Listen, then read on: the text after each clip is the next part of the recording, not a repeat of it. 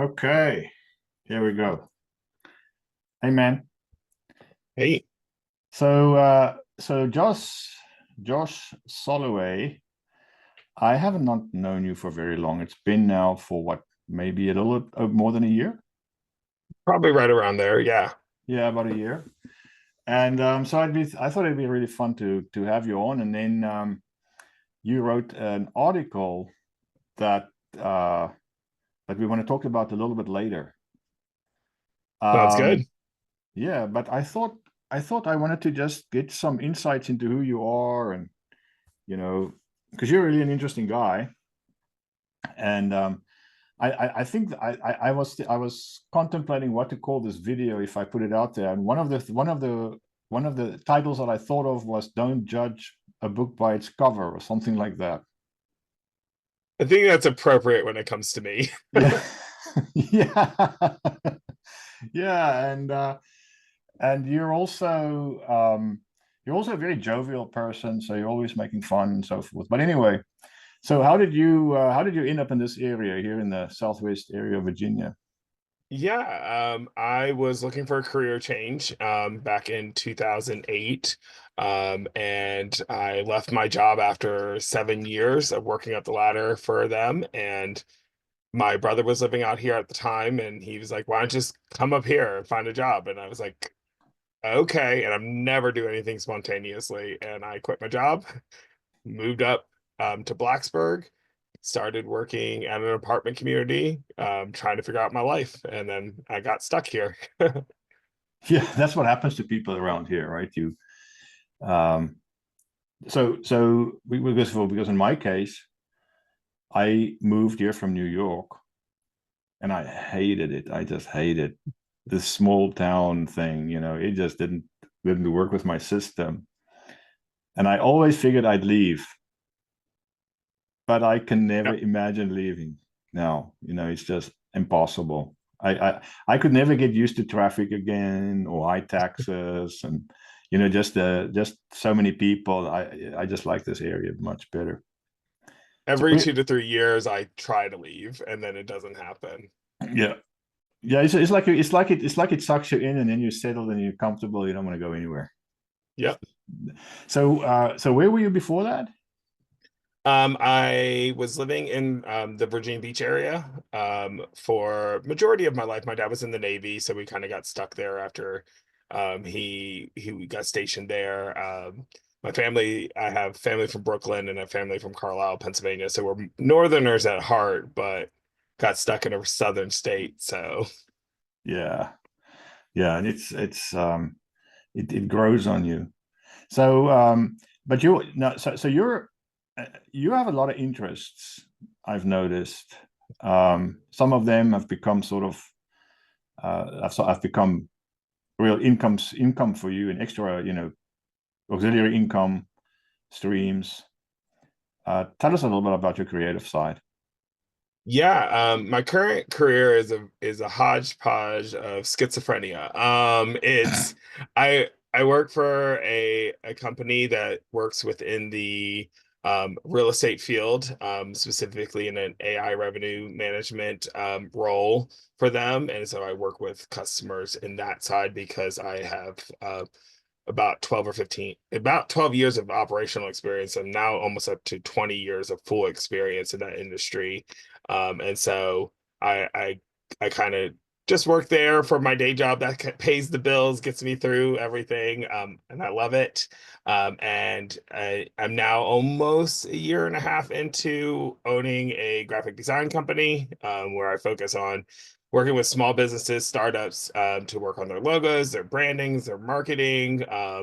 But it all stems from me being an artist. So a lot of this is also portraits and art for their companies and their clients and stuff like that.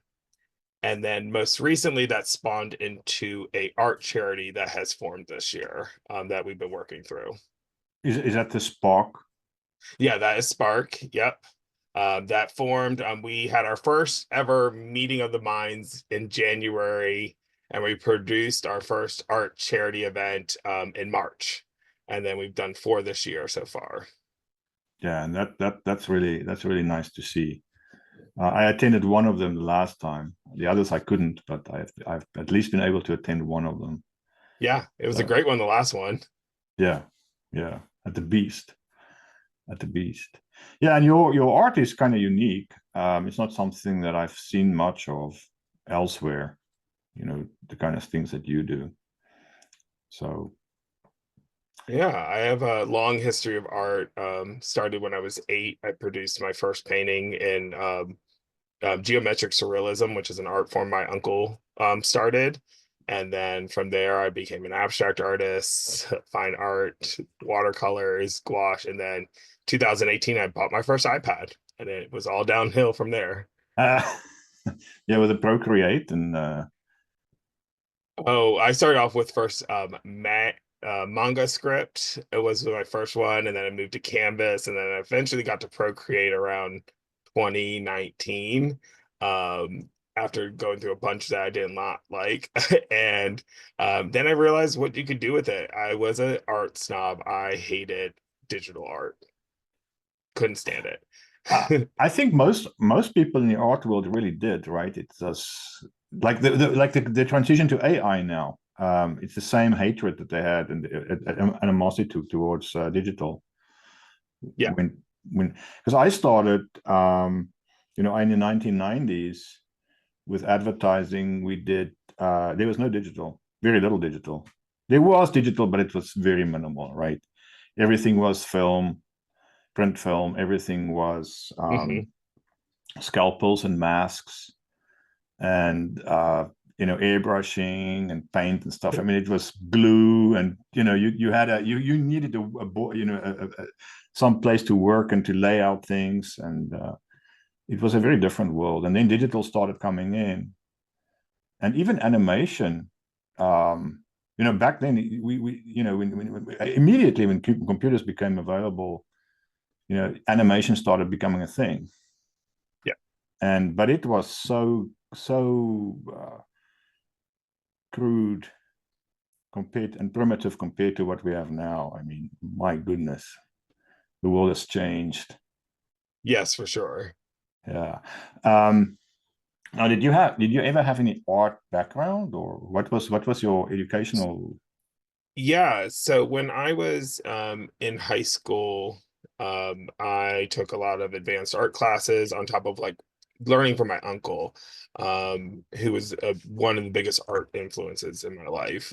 He had his art up all around his house, and it was like a joy to go there when we did. And um, seeing all of that and taking the classes, I really was like, oh, I'm gonna be an art teacher. I want to do all these things. Mind you, I graduated high school when I was 11. So jumping into college was not a thing to do at 11 years old. It was not something I was ready for. And so I went into the career field, and art took a back seat for a while, until I was about 16 or 17. And that's when I started working as a makeup artist full time. And so I jumped from painting canvases to painting faces. And Wow. and then from there I learned studio effects makeup and like building my own you know, working with silicone and things like that to create things. And I did that for a while, and that satisfied and that itch to create. And then I went back to canvases when I actually moved up here in 2008, because I left that world and started working in apartment communities, which are the boringest things to do. Uh, so nothing creative in that industry. So Yeah, yeah, no. But it pays the bills better, I guess. it does 100%. Did not have to worry about getting evicted at all. Yeah, yeah, that's unfortunately how life works. Sometimes you know you can do what you love and make money, but most of the time that's not exactly how it goes. Why I love the company I work for now. They pay my Yeah, bills and I have a life outside of it. So that's all you can ask for. exactly, exactly. So, so you, but you have a very unique perspective on life compared to, um, you know, just your persona, your demeanor and what people would expect. Do you want to talk about that? Yeah, I mean, I think I know where you're hinting around for that, but I think there's a couple things that like play into my view on life.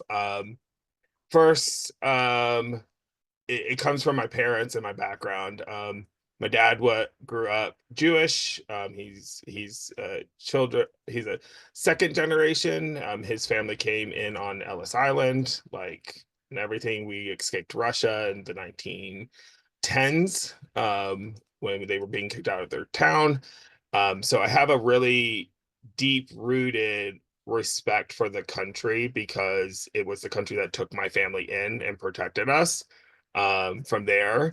And it's unique because even in that family, my grandmother was extremely Orthodox and grew up extremely Orthodox. And my grandfather's family, they were Reform, which is like the rebels, the black sheep. They were the non-denomination of Judaism. So they were an interesting pair.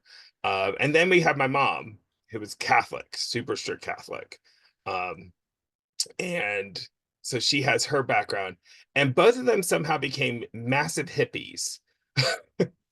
So they come from these super strict backgrounds, became free-loving hippies, and eventually they had me. I'm the last born. I have an older brother and older sister. And we were in the Navy. We converted to Christianity, so I grew up in the church.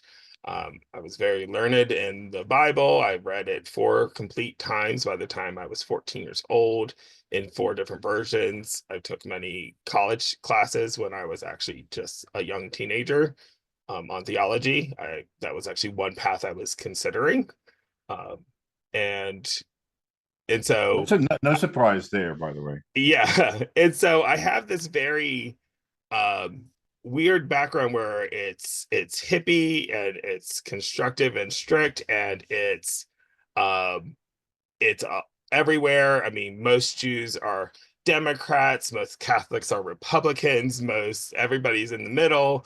I have an anarchist for family members, like, and growing up in Virginia Beach, I think, and having the ties to New York, we have a lot of variety of people. So I was always exposed to multiple points of view. And that's where I kind of take everything from. Like, if I can have a point of view, then so can somebody else. And let's see what it is, and let's see how we contrast and compare. And we go from there. So I don't have a genre I sit in, at all. If you saw me on the street, kind of like you alluded to earlier, you would judge a book by its cover. I'm covered in tattoos. I have piercings. I don't speak eloquently. I curse a lot. Um, it's all this thing. And then you find out that I can control millions of dollars worth of budgets and I can dissect everything. And then I'm also art and philanthropy and caring. I'm a weird dude. I That's shouldn't true. be. So, so I didn't want to say anything. I'm glad you. That's why I wanted out of the horse's mouth, you know. But yeah, so I was also kind of shocked when I first saw you in church, showing up in church. I was like, this is the last guy, and I think I told you that. I said, this is the last guy I was expecting to meet in church. And so it's really refreshing, you know, to meet someone like you who have, who have such a, I mean, uh, just a very, very, what can you say? I don't want to call it weird, man. I want to say it's unique, you know. It's, I love weird. Just uh, I love it. Like, I use that word so often because I think it's the most appropriate word for what it is. Like, I think unique is giving it too much credit.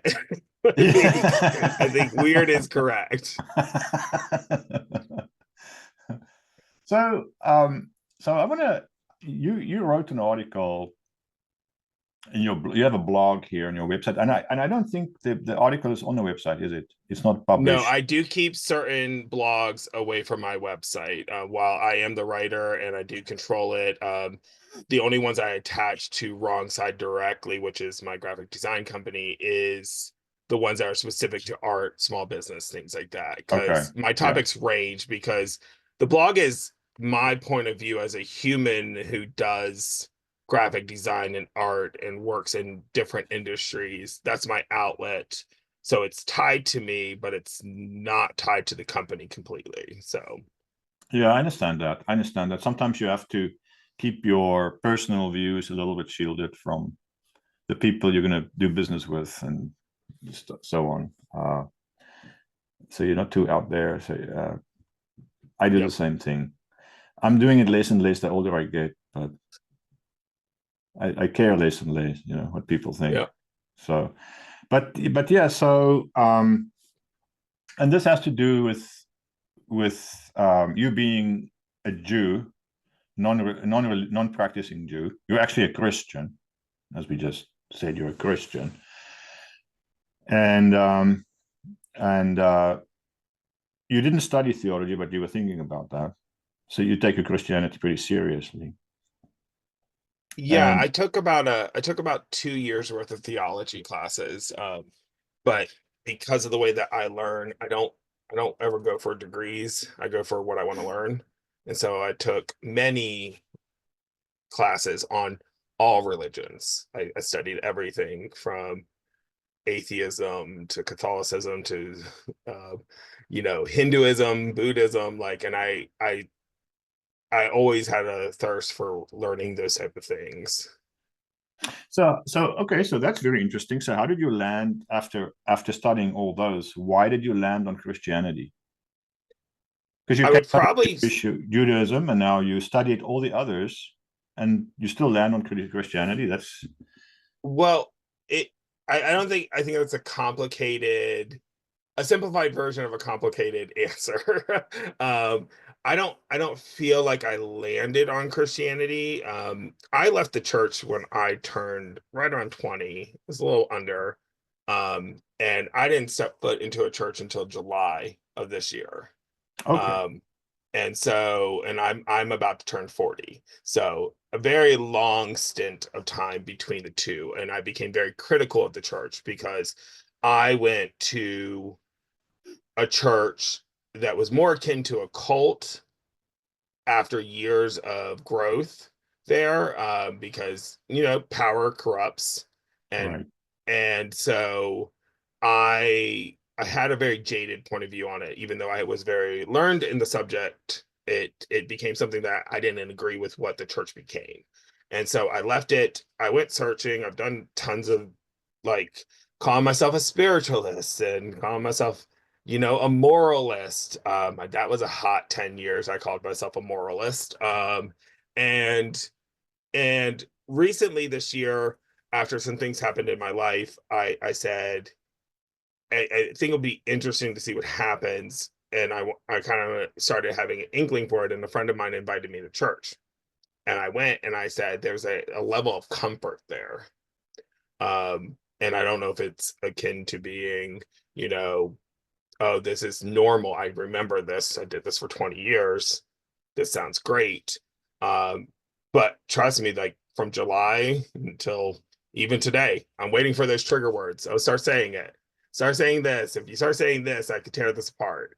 And I haven't found it yet. And I've met with the one of the pastors multiple times. We're actually grabbing breakfast next week.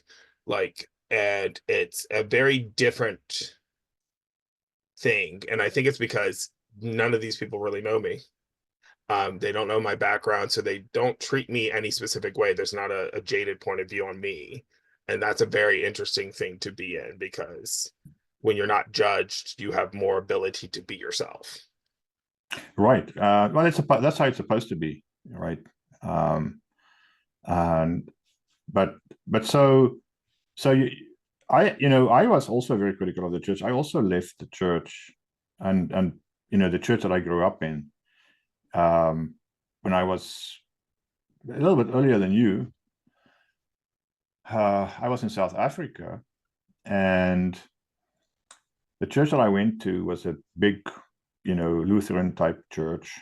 This is the Dutch Reformed Church, the Reformed Church, right? And so very Fun. Orthodox. I'm sorry. I said super fun. I know those Yeah, yeah, churches. yeah. And well, and I went through the whole uh, you know program as a child, for the whole thing, and you get accepted into the church. You do your catechisms and everything. And South Africa had border wars, and we had terrorism, and we had bombs going off in public places, in fast food restaurants, and in churches, in town squares, and there were, you know, Russian armaments on the border, and we lost people. We had compulsory military service. People died in these wars, and I asked. My dad was an elder in the church, and so I wanted to know when I went to high school, later in high school, I wanted to know, where exactly do our donations go? As if I'm paying any. I wasn't earning any money, but as if I was, right. I wanted to know, where do our donations go? So I asked a question, and my dad also asked a question, and uh, they didn't at first want to say anything, but later on it came out after digging that the church money, that these donations were going to African churches that were in turn, big international church organizations, right? That were in turn funding the terrorism in South Africa. Wow. So you imagine you're sitting in a church and you're paying, the donation plate comes by and you give money, and that money goes for a bomb that's going to explode next door, right? And so that was devastating to me. But anyway, so what was do you mind talking about what your complaint was with that? Yes. So when we started at this church, the one I grew up at, and I was, I believe, 2 when we first started at that church, and they were just starting. Couple families, very small building, meeting, um, traditional stained glass windows, brick walls, cold pews, all those things. And it was homegrown, and it became this thing that was welcoming to all. As we had, at a time in the 80s when things were still kind of racy and stuff like that, we had white families, we had black families, we had Hispanic families, we had Asian families. We had all types there, because that was a kind of homogenous view of Virginia Beach in general. Technically, it was in Norfolk, for those listening that are from that area. It's Norfolk, but nobody knows that. So we um, and so it slowly grew, and it grew out of love, because we had like a storehouse so people could come in, feed their families. And we grew up very poor, so sometimes that was our family that needed that. And um we fed, I don't think I ever remember a Thanksgiving at home. We never had a Thanksgiving at home. We fed the homeless or just the needy, or just our families. Like, it didn't matter. Like, there was no like rule on it. It was, come and we will make you Thanksgiving dinner. And we did that every year until the year I left. I was a part of that. I cooked my first Thanksgiving when I was 21. Um, for myself. I used to cook for everybody else. We would cook 40 turkeys and everything else. And I cooked for myself. There was 3 of us, and I cooked hotel pans worth of food, uh, because that's all I knew.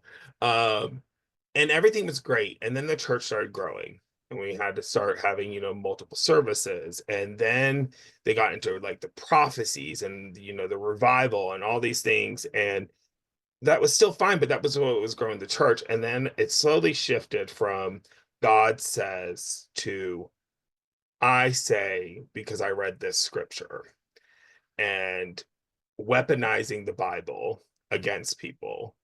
Um, the last 3 years, we had a church that was LGBTQ affirming. Um, What they used to tell us was it was a gay church and everybody there's gay and all of them are going to hell, so we're going to pray against them. And it actually ended up, now that I'm an adult, I know it was an LGBTQ affirming church, which means that the pastor actually wasn't gay. Most of the congregation wasn't gay, but some of them were. And we prayed against them. We literally actively prayed against them on Sunday mornings. And it just started rubbing me the wrong way, because around the time that I was a mid-teen, I started working with a lot of gay people because I worked in the makeup industry. I Yeah. mean, gays, lesbian, transsexuals, like it was everybody worked in that industry. And I just started getting this feeling, this seems wrong. I don't know if it's even clicking on right, but it's definitely wrong. Um, and ultimately just had a falling out later on in life with it. And it caused me to have this distrust of like people who use the Bible and then weaponize it, and say that, well, this scripture tells me that you're going to hell. Well, great. Technically, the Bible says that only God can judge. So you can't tell me I'm going to hell. You can say, hey, the Bible has these things in it. You might want to read up on them and see what you think, but you can't tell me I'm going to hell. Like that is it's directly against God. Yeah, And I, I think Paul judges people, in every epistle. Jesus judged people, the Pharisees and the scribes and so forth. So judging is part of what we're supposed to do, but condemnation, there's a difference between so one of the because the other point of the part of the coin is that a lot of churches are so all about this hippie love Jesus, right? Jesus is just a dude, it's all about love, man. That's not Jesus either, you know. And so my perspective is that we have to love people, but you don't have to love the sin. And the thing that churches get wrong is they go it's like black and white. They go either all the way this way, all the way that way, you know. One of the most unloving things one can do is not tell someone and warn them if they are doing wrong in God's eyes. If you don't tell them about the gospel, if you don't tell them and warn them about, that there is judgment coming for this or that, then that could be also unloving. Loving is not just, just accepting yeah, everything. That's not loving. no. And I think there might be a misconstruing of my thought on that. You you don't have to love what someone does. Do I love Hamas for blowing up innocent children and throwing them in ovens and stuff? Like, no, I can never love them for doing that. I could never love what they did. Could I have pity on them and go, I hope that they, get right and turn away and do what they need to do? Sure. Those are some extreme thoughts there, but let's break it down even further to something more mundane. And I'll use my own example. As you know, and people know in my life, I am bisexual. And according to some, that would be a direct affront to God, because there are some scriptures in the Bible that talk about that. But when people want to point out what your sin is and where the Bible is faulted, you're talking about something that somebody has a personal attachment to, or personal, they're doing this with themselves, whatever it is, and you are judging them for that by even bringing it up to their face. If sin is brought up in front of them and they're saying, hey, I'm struggling with this, I need help, that is one thing. For you to go after somebody who has a sin that you notice, is, to me, is not God. Because it says, don't point out the speck in your brother's eye when you have a log in yours. Let's be real. If somebody wants to talk to me about what I do behind closed doors, I'm going to get into their finances. I want your bank Yeah, statements. I want to know how much you gave to the church. I want to know how much you earned. Because if we're going to go tit for tat for sin, let's get to it. Let's brass tacks this. Like, I mean, and so we can get into a very nasty game of pointing out people's sins because we don't love the sin, but we love the person. And I have a very different view on that. You love the person and God takes care of the sin. Because if you show God's love, because that is our only commandment in the Bible, Jesus came out and said, your only commandment is to love the Lord thy God and to love your neighbor as yourself. You cannot condemn people in love. You do not have the power to do that. You are a mere human. Yeah, we should not condemn, but he mentioned he mentioned the 9 commandments except the Sabbath. Keep the Sabbath. So that's true. He said there are 2 that's most important. It's God, love God and love your neighbor as yourself, right? Those are the 2 greatest of all the commandments. But Jesus did mention, and you can go back and look at his discussion with the young ruler, the rich young ruler, right? And Jesus in his ministry repeated all the commandments, all of the 10 commandments except keep the Sabbath. That's the only one that's not there. And if you think about that example, though, just to push back on that, is let's talk about some of those commandments. If you love your neighbor, you can't covet against them because you love them. If you love your neighbor, you're not going to steal from them. You're not going to murder. You're not going to, if you love people, you're not going to take the Lord's name in vain.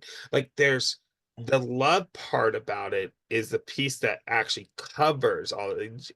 I think that if we're going to take the Bible for anything that it is, and we're going to claim that it's 100% truth, every word that was written down, no matter what version you're reading, which that's another problem. But Jesus pointedly said to love your neighbor as yourself, because that covers all of the commandments. Because you can't break one of those commandments and still love your neighbor as yourself. Yeah. So, no, that's true. That's why I always come back to love. That's why it's the greatest. The greatest of the 2 is those 2. It's the greatest because you're right. They encompass everything else. Mm-hmm. Yeah, it's a good way of summarizing. He was a very efficient man. So yeah, he was not a fool. He was not stoned. He was not a stoner. That's one of them for sure. The issue that I have with the LGBT community is that they are pushing it.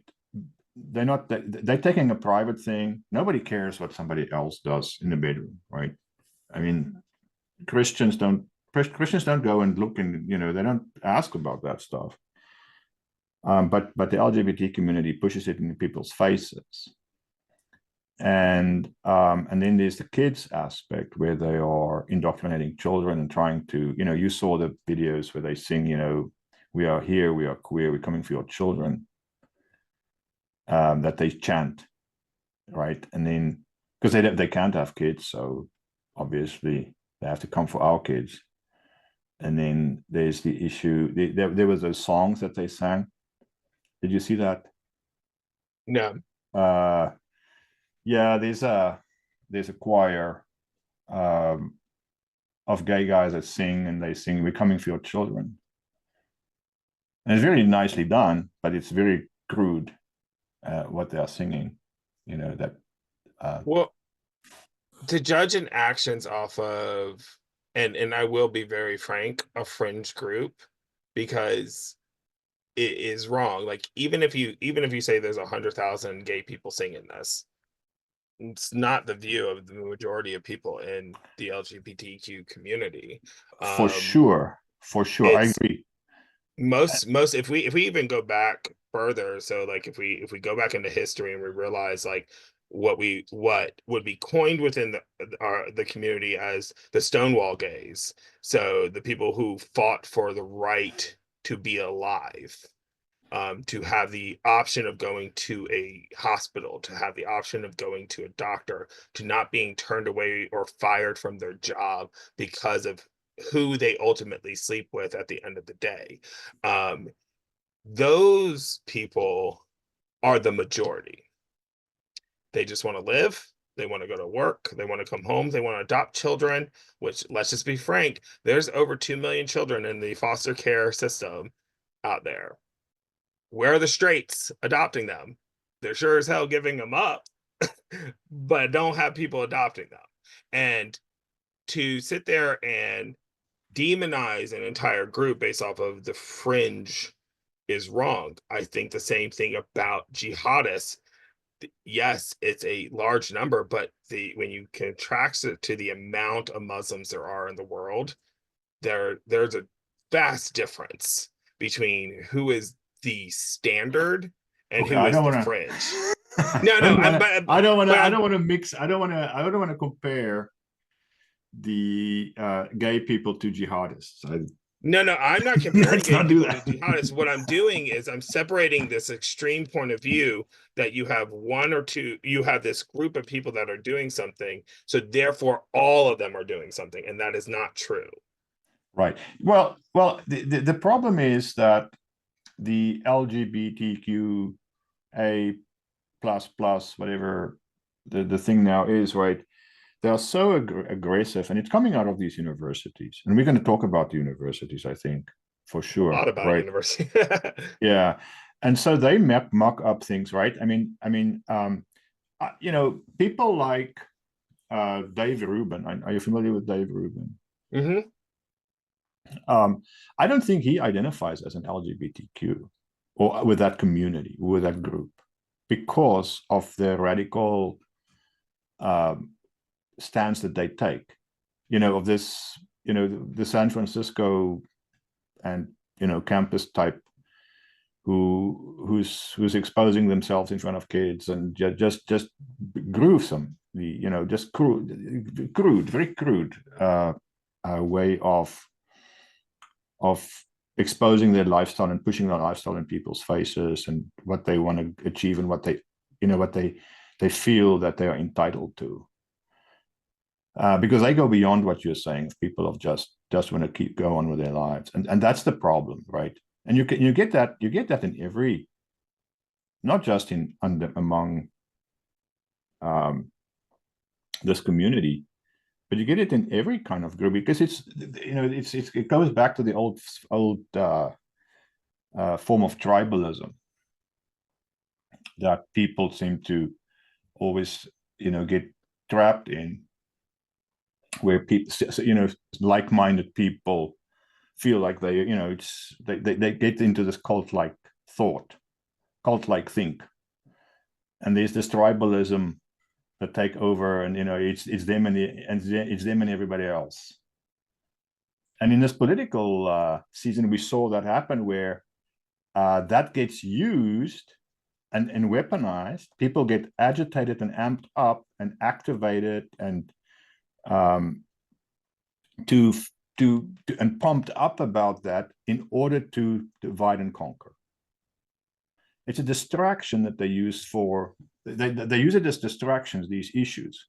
And we saw that, people get amped up about abortion, they get amped up about gender theory, they get amped up about the climate, they get amped up about, all these issues. But there's a much bigger problem, that a much bigger goal here, and these are all distractions. It's getting people's attention away from the real damage that's being done. In the end, no politician cares about those issues that they've been pushing for, and that they got these people all angry about.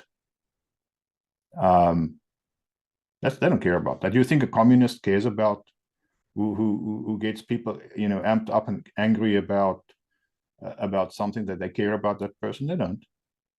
They just used it. Yeah. Yeah, I mean, I think what you're talking about is when you get this, it's an extreme form of individualism. And so what it means is, like, these people only see their world through their point of view. And when Right. you do that, anybody else that is contrary to that point of view becomes the enemy. And once you demonize somebody as the enemy, as the monster, as the person trying to take something from you, Exactly. You become the moral superiority. And when that happens, you now have the right to do whatever you deem necessary to destroy your enemy. Well, And that becomes a problem because we're not talking about, hey, we have somebody, if you vote for this person, it's because you're a pedophile or you're a this, you're a that.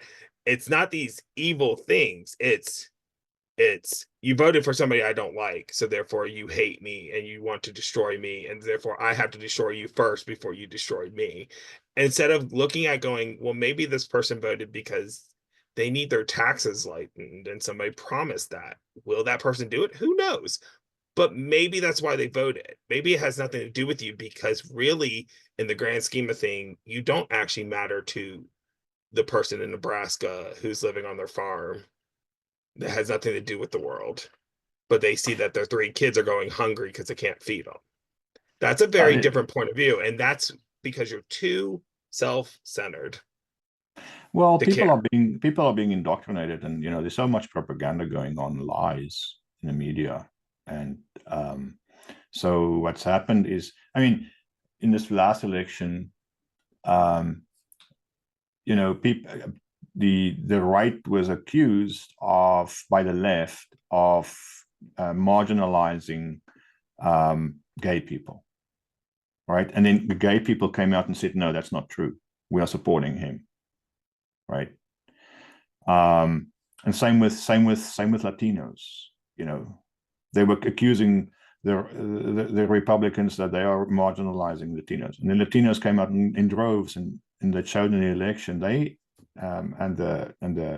and Black Americans, and just everywhere it these lies were exposed. You know, so I'm not even. I mean, I'm just talking about that. What they're doing is they're distracting people to the point where they have blinders on. They focused on this one issue. They're not paying attention to what's going on behind them. It's very short-sighted. They're basically being put in a tunnel, and they don't see what's really happening. So they get it's a measure. It's something that's a well-known tactic that's been used for many decades. The communist Marxists, use it explicitly, and so groups of people are pitted against one another when they actually have more in common with one another than the people that are abusing them. Well, yeah, and I think you were kind of getting to the point I would be making is that person who's yelling, "You're going to deport us all," or "You're going to take away gay marriage," or "You're going to do this," and you hate our groups because of this. They can be just as misguided as I can be on a different subject, and Yeah. the point is they're still humans, and they got triggered by a thought. Was it a right thought? Was it a wrong thought? I'm not here to debate that. What I'm here to say is that they're still human. That person with the fear of getting deported, even if they're a legal citizen and there's no reason for them to be deported, it's still real fear because it was brought up to them that they would be.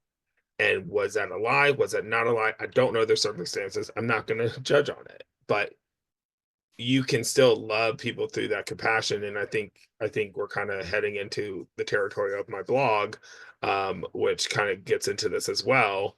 But the idea that that person is wrong or anything else, I could never demonize them for that. They have a real fear. The idea is that if I have a different point of view, I either have to be able to articulate that enough that they understand that maybe my point of view is a different point of view, but not coming from hate, or I have to help them understand where they are flawed in that thought process. Mm-hmm. But who am I to do that? So the best I can do is give my point of view in a loving way and hope that they turn around and take it like that, even if at the end of the day we don't agree. Well, for me, I think that you know, I believe in a book. I believe that book is true.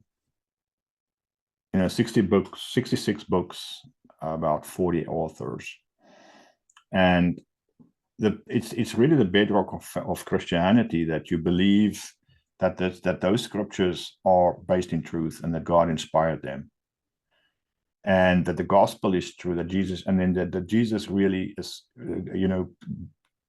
beat death and ascended to heaven, and that he is God. Right? That's a bedrock of foundation of Christianity. If you don't believe those things, you're not a Christian. And so that, to me, I think the gospel conquers everything, because you have the gospel. The gospel has supernatural power, because the Holy Spirit is fully behind that. So it's not about whether you're wrong or right, on this issue. It's, here's the truth. Jesus is the truth. The Bible is the truth. The Word of God is the truth. John 1:1, right?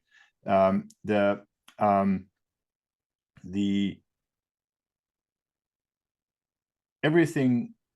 If you want a stable foundation, or if you want to shake somebody's foundation, take truth away.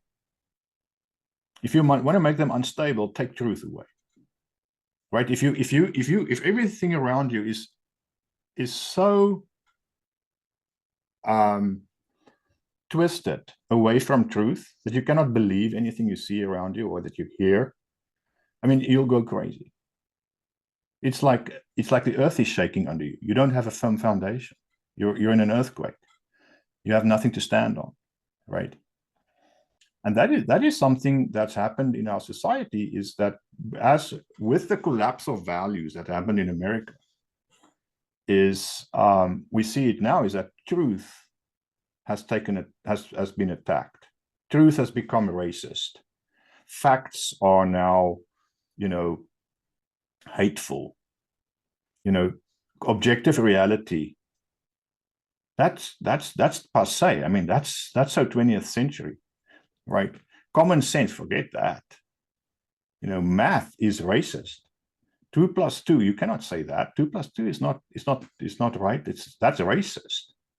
I mean, this is crazy stuff, right? They're trying to bend reality. Now, when you do that, you're shaking the foundation of people. You're shaking the foundation of that.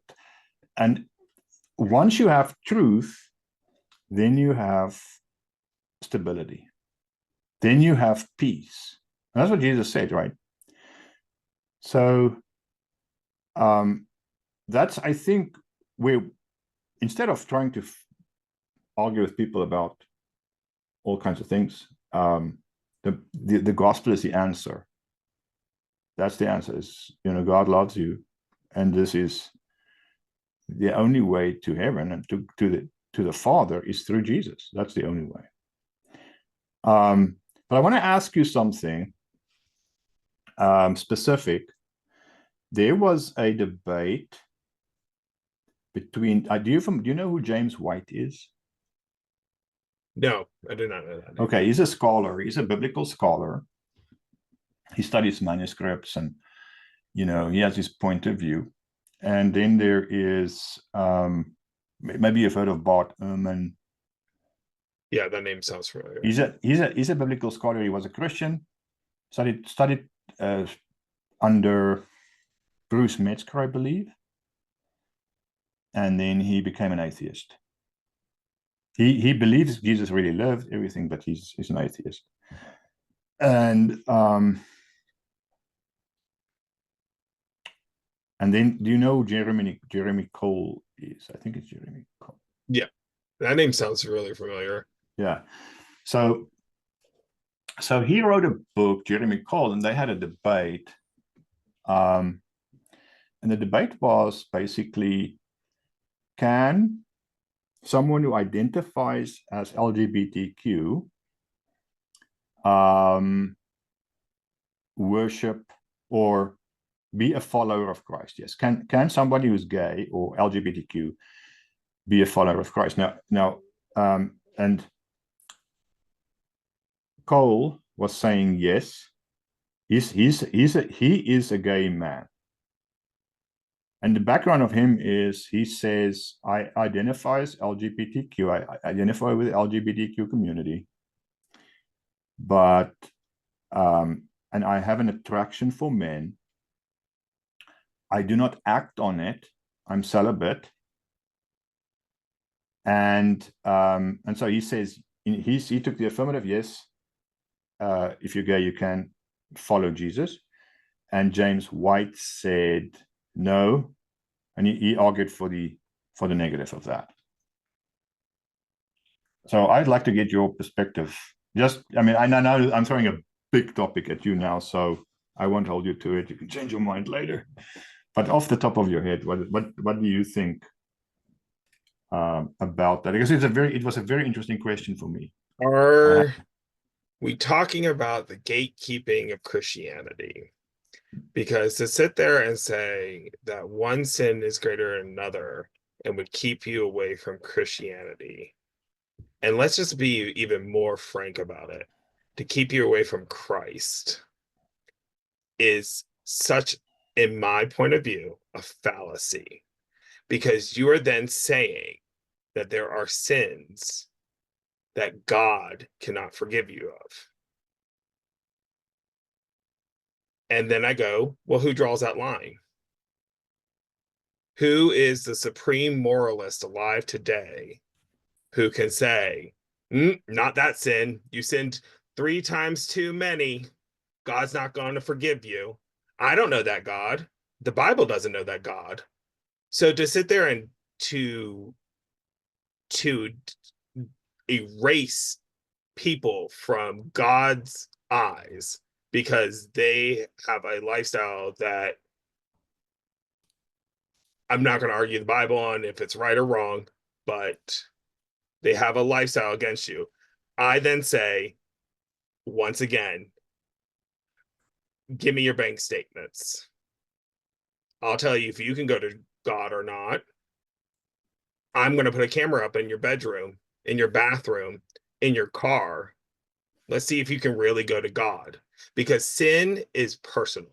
Sin has nothing to do with the world around you. Now, if we're going to argue the fact of can certain portions of theology or Christianity accept a gay person as a priest, I could sit there and have a little bit more merit because I think there's a little bit more background of the Bible for that. But to sit there and say that they can't be saved and they can't be a Christian, it's just, to me, that's the ultimate form of hate. To say you don't have a shot in hell, literally, to become saved because you're gay or lesbian or bi. Maybe I'm too personal with that, but I have a major qualm with it. So yeah, so that is usually the reaction I expect, and that's kind of also one of the points that Cole made against James White's arguments is exactly that. But let's change that. Let's say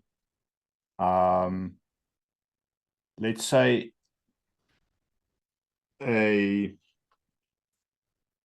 instead of limiting it to just gay, right? Because being and there's another question that we should get to, but about when is it a sin? Is it a sin just the action, or is it when you is it the attraction is the attraction also a sin?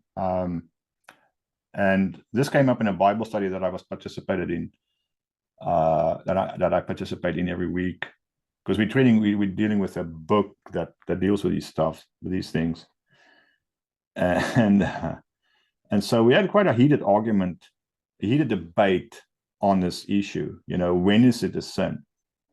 But so instead of just saying, instead of saying gay, let's say, can a serial rapist, right? Let's use any sin, or a gambler, or a fornicator, or someone who commits adultery.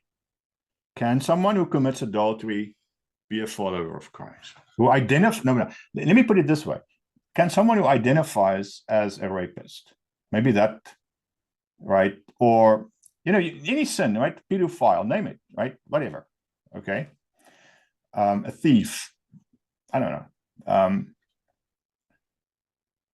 Can that person who identifies as, let's say, identifies as a baby killer, to make something extreme, be a follower of Christ? Well, I'll throw it back at you and be even more pointed. When was the last time you sinned? About you claim to be a Christian. 30 seconds ago. Yeah.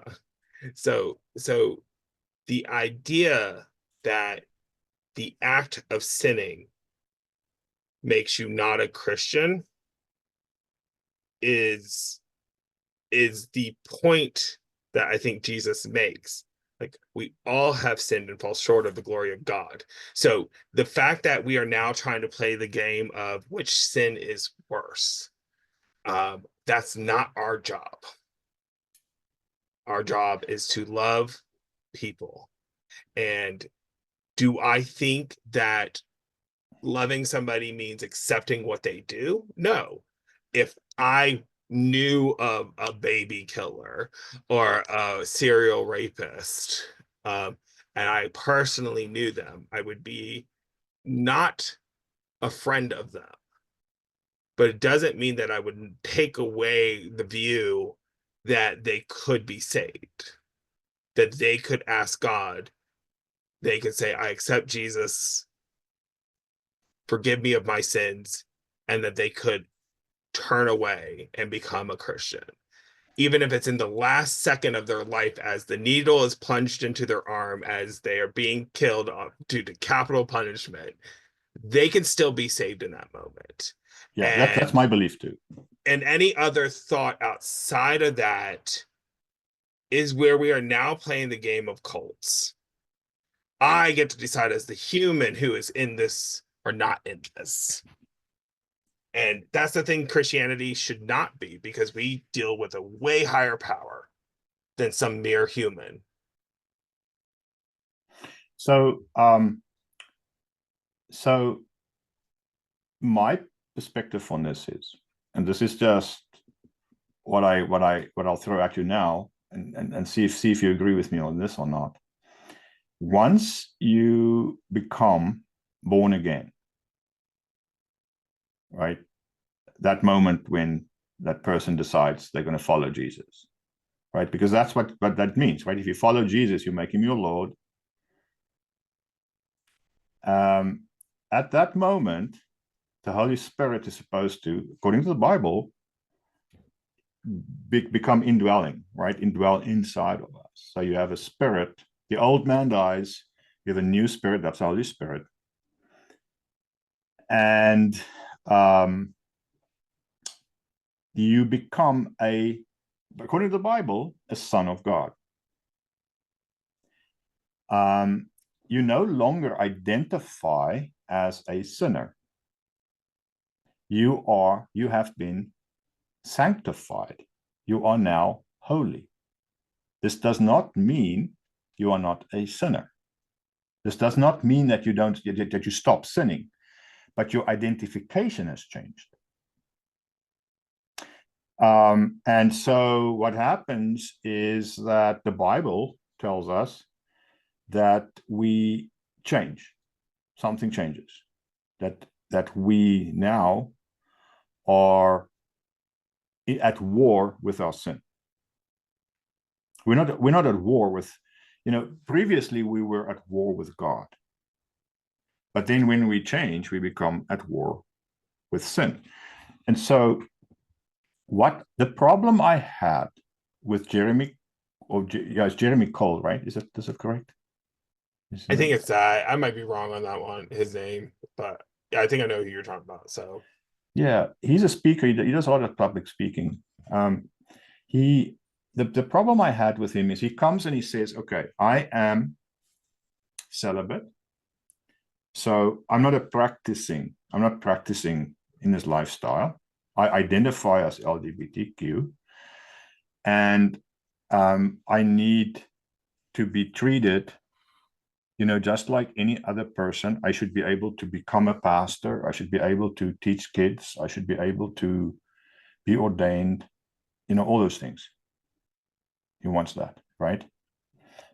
And therefore, everybody who is in LGBTQ should also, right? So the LGBTQ is now justified and should be affirmed. Okay. The bait and switch is that he says he sneaks in with I'm celibate. I don't agree with the action, but we have to affirm all of them, the whole sin, the whole sinful nature. That, and the other thing that he didn't want to do is repent of it. So he's not willing to repent. He's not willing to change his identity. So he wants it both. He wants to keep the sin, keep the sinful nature, continue in that, keep the identity as somebody who's going to, with what they stand for, right? Very, very radical part of it. But we have to affirm that the whole thing. That seems dishonest. That's not honest. And because I don't believe there is a difference between, the Bible says if you transgress the law in one point, you transgress the whole law. Right? If you violate one commandment, if you violated all of them. That's what the Bible says. So no, it's not true that all sins are equal, for sure. Murder is not the same as swearing. It's not. God treats them differently. But we can't be hypocrites and treat people who sin in one way differently, and like you say, judge them in some ways because of that. And we all sin. Pastors sin. Everybody sins. The difference is, how do you deal with it? And do you identify with that? Are you repenting for it? Are you trying to follow Christ, or are you trying to convince everybody that you are right to do what you want to do, to just accept the sin and everything? That's the so. And if somebody came and said, I struggled with pedophilia, and that's the cross that I carry, but I'd like to teach, the Sunday school kids. There would be a problem. It would not be very easy to give that person that kind of freedom in the church. yeah, and so I think this is a version of humans trying to rationalize the Bible and make up in their brain what is and isn't. To kind of go off of your example, once we become saved, Holy Spirit takes us over, we become changed, we're different, we go to war with our sin. The way I always have viewed it since I was a young kid, it's that sense in your body that says, I have to hide this. And the second you have that feeling that you have to hide this, that's sin. Because that's, to me, is the Holy Spirit saying, making you recognize that you're actually saying that, because we try to hide ourselves. Think about the first time when even Adam ate the apple, whatever we want to call it, in the thing, and they first noticed they were naked. They hid from God because they knew something was wrong. Did they know what naked was beforehand? No, because they were naked. They didn't have no idea. They didn't know that there was something that should be ashamed of, some stuff like that. And when we try to sit there and play this game of like semantics, it truly is just semantics. Like, oh, he's gay, but he's choosing to be celibate because he doesn't want to act on that. Okay, so he's recognized a way that he can cope or justify with what it is. But let's turn it on its head to something else that we would also label. I have many friends that are alcoholics. Does that mean that today they are drunk? No, I have many friends that are sober. But guess what they still are? They're still an alcoholic. We still wouldn't let them run a bar because that would be too much temptation for somebody like that. And not that they're less than, not that they are good, or they're better than or less than anybody else. No, that's just what they are. That is their cross to bear. They will always be an alcoholic. If they go down that trail again, they will fall back into what they did. And I think that, but that is also a personal decision. Every single one of my friends that are sober today they chose to be sober. They found that this was not the lifestyle they were meant to have. Are all of them Christians? No. Some of them chose to do that and they're atheists. Some of them chose to do that and they're Christians. But it doesn't take away from the fact that they are now sober. And I think that's like a great example of a Christian. If somebody is Christian and they find that what they have in their life is a sin and they choose to not do it anymore, they're still a Christian, even if they know, hey, I still have same-sex attraction. And that will be my thing. If I go onto a porn site that is this, I'm now hiding something again. If you're not willing to do it on camera to the world, you shouldn't be doing it. Now, I'm not talking about everything. There's people that need to have fun. It doesn't need to be on camera. But it's that thing that if you're doing it and you're having to conceal it, that's when it becomes sin. And because you automatically already know it's wrong and you're already being convicted of it. Well, some churches, and I think the Catholic Church particularly is notorious for this. Is just about everything is a sin. So when you're little, you can't do anything. Everything is a sin, and you're just everything is terrible. Yeah. And you breathe as a sin. yeah, Yeah, I know. And and you have to go do Hail Marys and whatnot. And I think so in some ways, look at the Pharisees, right? That's the Pharisaical thing, right? Where the Pharisees made rules and things, and everything is a sin, right? Everything is against God, and you need to make penance if you did this, and if you carried something on a Sabbath or ate the wrong thing or whatever. And the problem is that it could cause extreme guilt in a person. And now you have, especially in young people, where you have a young person that's been told this is a sin, when it's not really. It's just maybe it's something that's quite natural to a human, or to a young boy or to a young girl, or to it's. But you go to church and this is a sin. This is a sin. You're going to go to hell because of this. Now they have guilt. But it's something that maybe they can't control yet. And so now, in their mind, they built a hatred for church. Right. So that's such a nasty way to approach people, because now you're basically pushing people out of the church.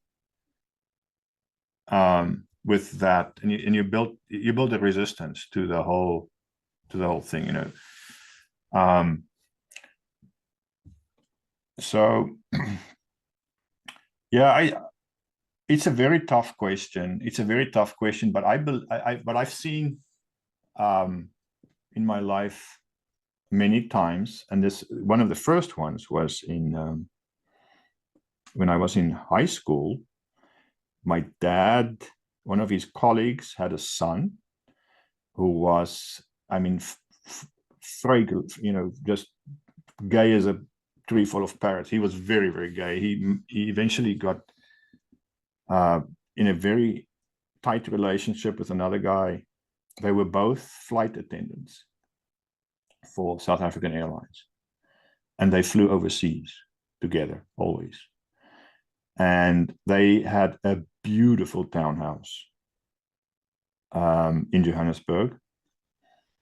And every year, I mean, this place was manicured. Oh, it was so beautiful. And they brought, artwork and just, ornaments and things from overseas, wherever they went.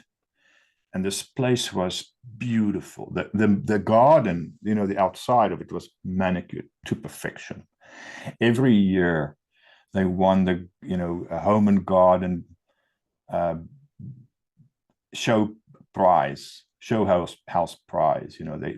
They were so famous with all this. And then my dad's colleague's son, he became a Christian, and he became born again. And in that moment, something miraculous happened, and he lost all attraction. He lost all that, and and they went through a nasty divorce. Not that gay marriage was legal in South Africa at the time; it wasn't. But I mean, they were sharing everything. They'd lived together for so long, and so they went through what was probably worse than a regular divorce. But he ended up meeting a woman, and got married to her and had kids and lived very normal life after that. And I saw similar things happen here in America. So there is something that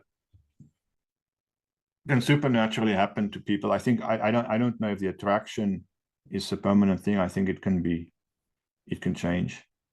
I don't know. I'm not. Unfortunately, I don't. I don't have. I don't know this. I'm not God. I don't know. I think that comes back to, was it Philippians 2:12, work out your own salvation in fear and trembling. I mean, I think, again, we talk about the Bible being 100% truth. If that scripture's in there, it is meant to be there. It is meant to be used. It is meant to be reflected upon. And what I hear is so many different things. A friend of mine gave me a podcast to listen to the other day, and I never listen to podcasts ever. So I'm on here, but I don't ever do them. And it was a 3 hour long podcast. So that's even already a harder sell. But it had three gay men that were on there, and the host. The host is a straight man. And he picks different subjects, and it's not always the same guests or the same atmosphere. But it happened to be about homosexuality and religion. All three of the men had very different outings. All three of the men had very different religious backgrounds. And it's interesting how all three of them came to very different conclusions. And I think that is the clear understanding of that scripture of Philippians 2:12, work out your own salvation in fear and trembling. We had the first guy, he's this Australian, grew up atheist, hated the church, actually made it his life's mission to debunk anybody he could of the church. He was gay. He enjoyed all this stuff. He was ridiculed. He was persecuted. He had bricks thrown at him for being gay, and lived a rough life. So therefore, he really hated the church. He had a miraculous encounter with somebody, and got saved by God talking to him. Like, he's never heard the audible voice until then, and he got saved. And after a while, he decided to study theology, and he decided to become celibate. He realized that he was gay. He realized that it was his calling to devote his entire life to God.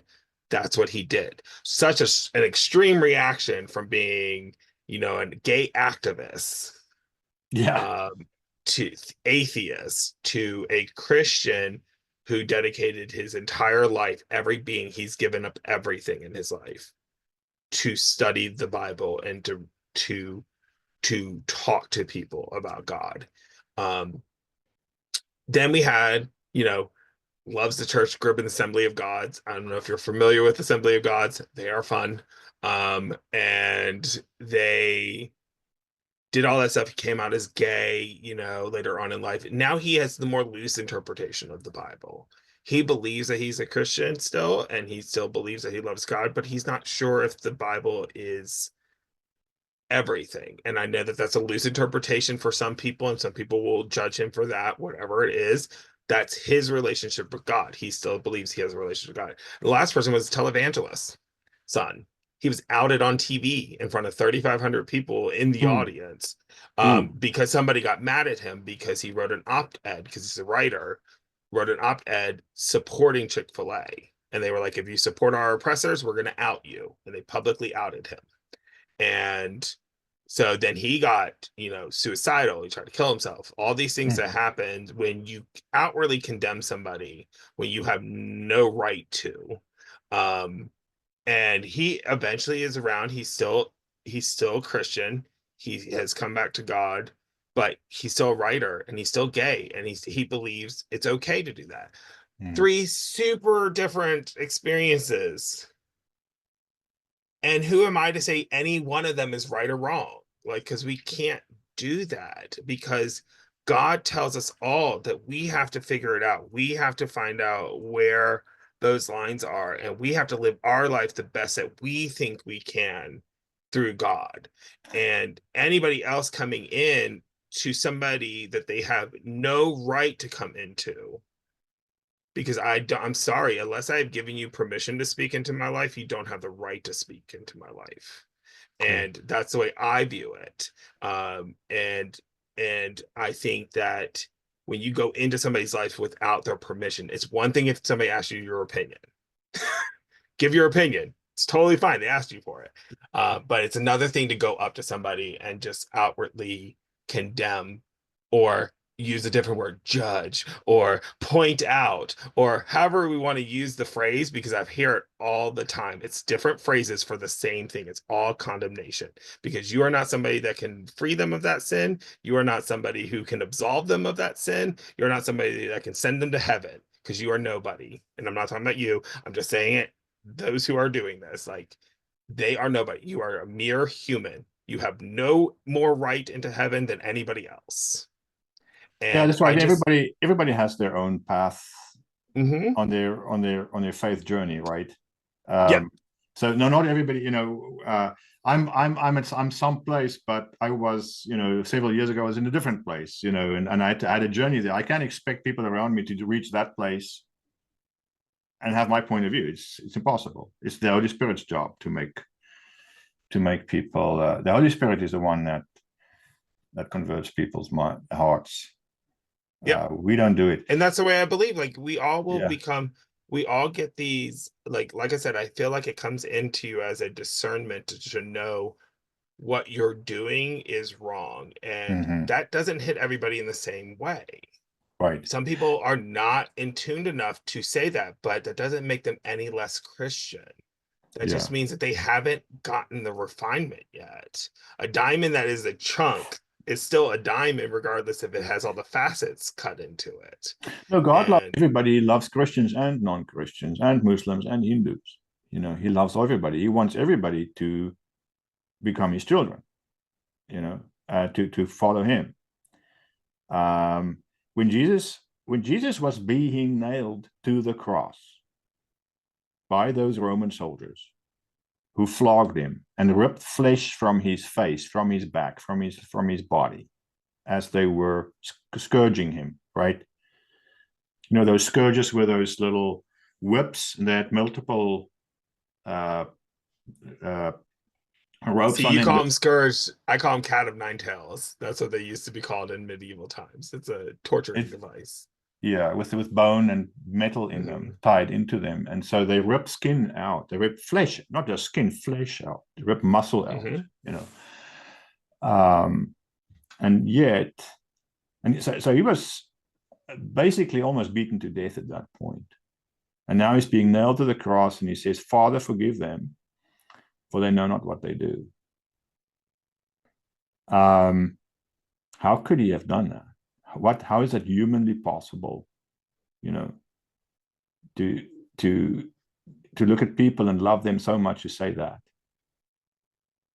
You know, that's how much God loves everybody. And so that is also what Paul wrote, is that love is the greatest. You know, the greatest of everything, of all, is love.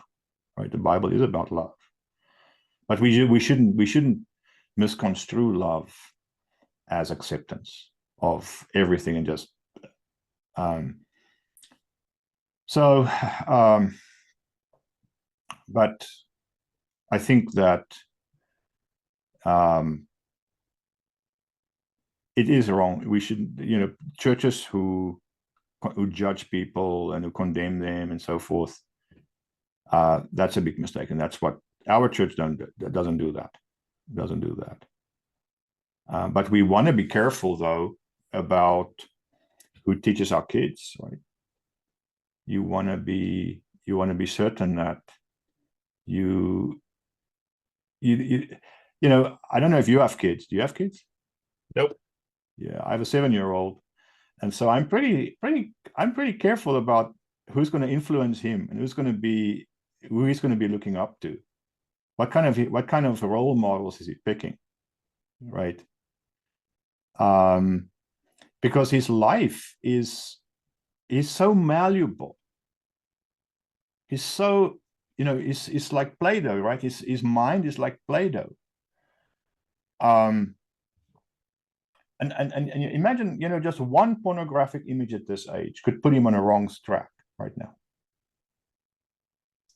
Yeah, but I kind of feel I definitely have a different of an opinion than you do on this, because the thought that because someone is gay or bi or lesbian or whatever, that they will be the negative influence on the child neglects the multitude of sins that straight people can do Oh, I don't and can exclude influence. exclude Yeah. I don't exclude other things. I mean, I think everybody should be vetted. Um, no, it's not like it's just about gay. It's about anything. You know.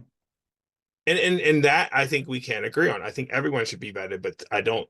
I think a disqualifier would not be that somebody's gay, bi, or this. I would say a disqualifier would be somebody that is gay who thinks 99% of all children should be gay, and then will try to indoctrinate them. Then, but if Yeah. somebody is just gay and they just live in their life with their husband and their two adopted children, there is nothing wrong with that in them teaching a child over, you know, Bob, who has been married for 40 years but has had 17 mistresses and Yeah. has a cocaine problem. To me, it's more about worldview. If if And you worldview, have the right as a you can parent to have do you can that. have you can have a straight person, right, with a wrong worldview, and I would not want my kid near him anywhere, right? Yeah, and I'm I mean, assuming your so kid goes to private school then. private school, yeah. Yeah, and that is the beauty of America. We have the right to choose who our children go to. My dad went to Hebrew school after high school, and that was the thing that they did for Jews. My mom went to a Catholic school and then a regular high school later on in life. Like, you can pick and choose these schools that give you the values. Not everybody has that option, so I'm not trying to be an elitist here, because it's not cheap to go to a charter school or a private school. But we have the right to do those things. Um, and I don't fault anybody, because I'm not here to judge you on your opinions. I'm not that the goal is that you don't judge me on my opinions. Well, you can't judge me. I don't care what you judge. But not going to Well, matter to me. if listen, I appreciate having this discussion, and I like it when we differ on opinion. Even if we maybe agree more than we think, and we just talking past each other, it doesn't matter. But if we agree on everything, then one of us is too many, right? One of us is unnecessary, right? So, so, Yeah. and this channel is not about agreeing on everything. It's not an echo chamber. No, So and like, that's I like having, honestly the only reason why I came on. yeah, yeah. I really like to have these discussions, and and be able to talk about it, and not be judgmental, not be having a scream fight or anything like that going on, but to be able to exchange ideas, right? See the other perspective, right? But so this is probably a good point to talk about your blog, and because you just mentioned growing up Jewish and so forth, and in your blog you said something which struck me, is that for the first time in your life you basically feared for your life. Did I put words in your mouth now, or? Yeah, no, I think that was a good way of putting it. So the the blog was stemmed from something that happened earlier in the week where I was sitting around people, and I'm not typically vocal about, number one, my political opinion, because I don't really care. I don't think I'm anything special. My opinion doesn't matter on this. But it was mentioned that if you vote for Trump, you're a Nazi. As a Jew, I take offense to a lot of that. As an American, I take major offense to that, because the biggest issue I have on both sides of the aisle is demonizing and dehumanizing somebody because they have a different opinion of you. And so this kind of like just bird in my brain, also being so close to the 1 year anniversary of October 7th, which was, for those who are listening who do not know, a horrible massacre of Jews and non-Jews at a music festival in Israel. It brought up so many memories and the fear. Like I remember October, I could probably pull up the text message too. October 8th of 2023, I wrote my friends and I said, not to be dramatic, but who would hide me if you needed to? And some of them were understanding them. Some of them thought it was a joke. I was in direct fear for what would happen to Jews, because what happened after October 7th was not come together, let's protect the Jews, let's get the hostages back, let's do all that. It was down with Zionism. It's the Jews that are at fault. Schools started kicking Jewish kids off campus for their safety. In Columbia University, they blocked off the gates and made Jews put on armbands that had Magen David's to enter if they wanted to. You know who did that last? The Nazis. Like, let's just be really real about who is at fault. And it even happened here at Virginia Tech. We had professors standing up with students condemning Jews, while the Hillel here, local Hillel, which is the Jewish organization on campus, got threats, had swastikas put on their building, had flyers dropped off at Jewish students' doors saying the camps are coming back. Like, you do not understand fear until it directly affects you. And I'm in the database as a Jew. I have taken the DNA test. I'm now there. It was a fear of my. Do you know that it's so ingrained in Jews to not do stuff like that? My aunt would not take the test because she was afraid of being on a list as a Jew. That's how fearful it is. And when that came up, I was like, I don't know how the election's going to go, but I fear that Jews are going to be the target no matter what. they're going to be the punching bag on how this comes out, because oh, it was the Jews that got Trump elected. Oh, it was the Jews that didn't get Kamala elected. You can say however you want to phrase it, because trust me, they'll come up with every last one. So I wrote that blog out of visceral emotion, to really give a point of view that I don't think many people understand. That your neighbors might have voted for Trump. Your friends might have voted for Trump. Your mom and dad might have voted for Trump. Your elderly grandmother might have voted for Trump. You don't know who voted for Trump. You also don't know why they voted for Trump. And it also shouldn't matter, because I guarantee all those people are not Nazis, because there are true atrocities going on in the world, especially against Jews. We see it in Amsterdam right now. And using the word Nazi to dehumane somebody is so sickening to me. Like, I try to not lose respect for people because I try to understand their point of view, but you instantly lose ground in my brain if you sink to a level of calling somebody a Nazi without even knowing what it means. We should love everyone no matter what. It's stupid politics. Like, literally, like back in my day, we argued politics for fun. We all had difference of opinions, and then we all grabbed a beer afterwards. Like, it's just so stupid to me that it's this thing, like, if you vote for this person, you're voting actually against my life. No, we're not. Stop being dramatic. Nobody's doing that. Just like if Kamala won, no, we were not losing our lives. It wasn't going to happen. We were not going to get rounded up into camps. Like, that's not going to happen. But if you allow hate to continue to grow, it will. And it's very easy.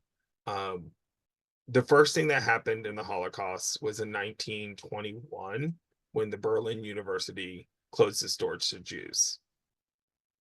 They didn't get put into camps. They weren't killed. Some of them were arrested for protesting. Nothing else happened. Then the next following year, the banks came out and demonized the Jews, and so did the governments. And all of a sudden, 10 years later, we had camps. And that's how it happens. It happens with a simple act, and that's the schools. So, I mean, it just, that the blog was just a gut pouring out. I literally did it on my phone, angrily typing away. So if there's grammar errors, it was done on my phone. It's how I wrote most of my blogs. So The October 7th attack seemed to change everything regarding Jews in this country, right? I never expected the kind of rhetoric that hit the media, hit the world, after that. I mean, I would have expected the opposite to happen, that now all of a sudden there would be, support for the Jewish community, that, there would be an outrage about what happened on October 7th. And instead, it was the opposite. Suddenly, the Jews are the bad people, and they are the ones being persecuted. It was insane, right? Then there was the Ben Shapiro Candace thing that happened. Candace Owens lost her mind. I had a lot of respect for her until that, and then she turned into an anti-Semite and started supporting Kanye West's nonsense. Is it right? Kanye West, right? And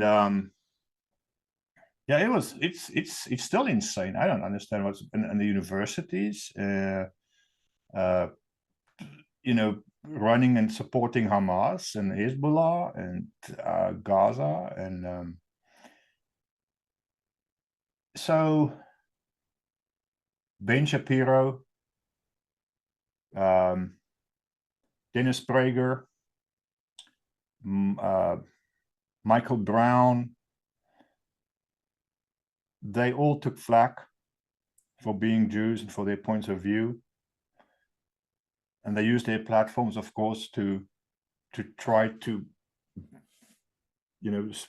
speak some wisdom into this insanity that was going on. But and this is still going on. But it seems to me that there was something brewing. This must have been brewing before October 7th, or did this come to you as a surprise as well?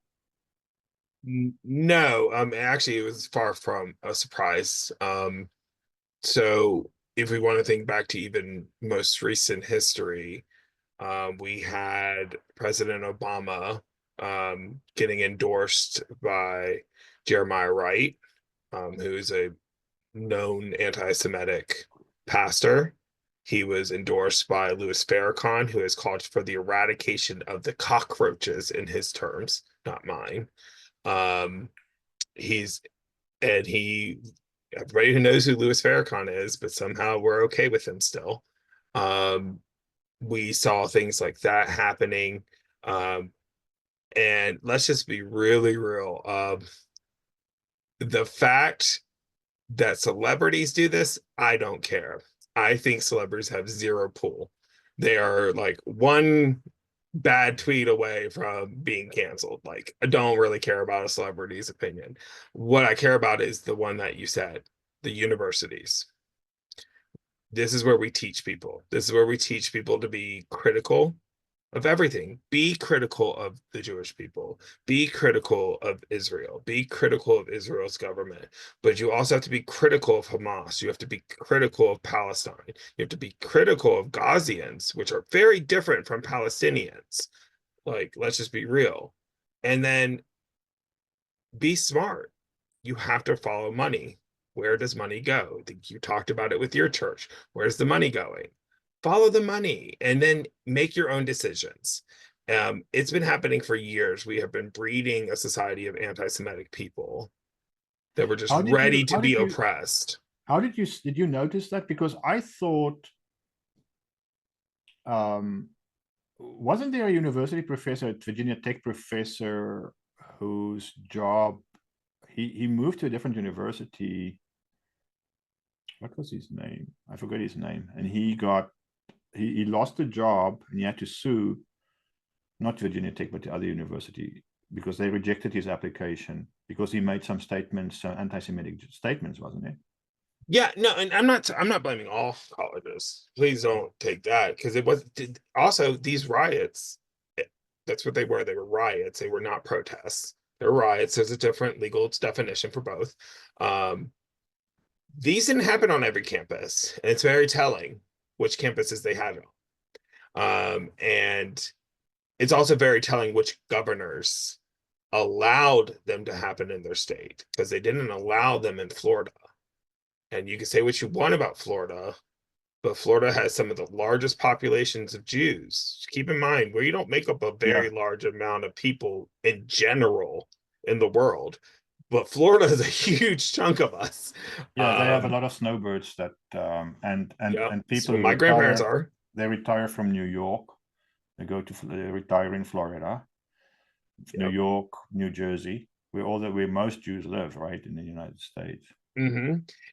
And when you watch things like that happen, as shocked as I was that we were actually living it, I at the same time wasn't shocked, because it's all there. You just follow everything. And that's the thing that I try to tell people, not to be dramatic, not to try to be like, oh, I'm going to conflate something to something it's not. But keep in mind, again, the Holocaust didn't happen with Nazis coming in and opening up camps and saying, we're taking all the Jews. That was the last thing that happened. Right. There was a decade before that of priming the society to allow it to happen. And I think what Christians don't realize is that if they're coming after the Jews, the Christians are second. The Christians are next. Because this is the they're in the same camp. They serve the same God. They have the same book. Almost the same book. And the ultimate, if you believe in the Bible, then there is an antagonist, and his name is the devil, and he exists, and he's real, and he has the Bible tells us where this is going, right? But so in my mind, what basically kickstarted people like Candace Owens to lose it was when it wasn't the because it was when Israel started punching back, right? And the numbers that were being of deaths on the Palestinian side were atrocious. And so they were saying it's kids and it's innocence and so forth and so forth and so forth. But it was the health authority, it was Hamas itself that was putting out these numbers. So number one, you couldn't believe what the media was telling. You couldn't believe they were widely diverging reports about how October 7th happened. And then the Christian and Jewish faiths or beliefs or worldviews differ in this one aspect, among others, but this is a very important one. Jesus said, "You've heard of an eye for an eye and a tooth for a tooth. But I tell you, when your brother offends you, turn your other cheek." Or not, or if he slaps you or whatever, right? You turn your other cheek, right? But in the Jewish tradition, they don't have the New Testament. So they go by what it says in Genesis and Leviticus and Deuteronomy, I think. Eye for an eye, tooth for a tooth, right? So Israel's response was also by Jewish platforms in this country. People who had big Jewish platforms like Ben Shapiro, like Dennis Prager. They are Orthodox Jews. So their perspective on how to respond was an eye for an eye, tooth for a tooth. And this, I believe, offended a bunch of Christians who couldn't deal with that way, right? So they felt, no, we should be turning the other cheek, we should be forgiving, blah, blah, blah, blah. And but they were completely blinded. And of course, it's easy to sit over here in America, and with your latte and with your sunscreen on and judge how Israel is responding to what happened there. Americans don't have any clue what it's like living in Israel. Most Americans never been there. They don't live under those circumstances. They don't know what it's like to fear a bombing or an attack. We don't have 2,000 missiles pointed at us. Yeah, I mean, there's a saying in most Jewish communities, and it's never forget. It's not never forget what the Nazis did. It's never forget what the communities did. Never forget what happened. Never forget the ripples from the waves. And it's a thought process of, if you don't forget what brought you here, then you'll always know those signs again, and then you'll take it over. And what happened on October 7th was a never forget moment.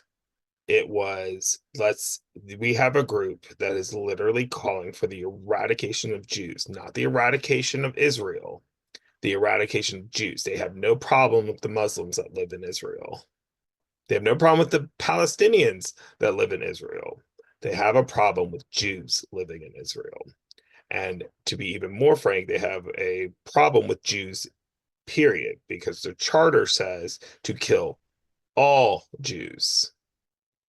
That's what Hamas's charter says. Yeah. Yeah, is what their charter says. And so when we think about that and we think about what Israel is fighting against, you can slap a SWAT sticker on it and call it Nazis, because that is exactly, we're fighting that again. And we were almost eradicated during the Holocaust. They're never going to allow that to happen again.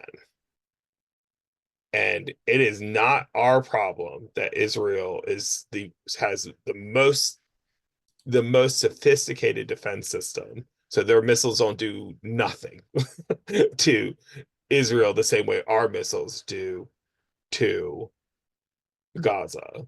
And so that is not our problem. But even if we go back to your statement about the fake numbers coming out, the most recent polling of the numbers, even if we use Hamas funded numbers,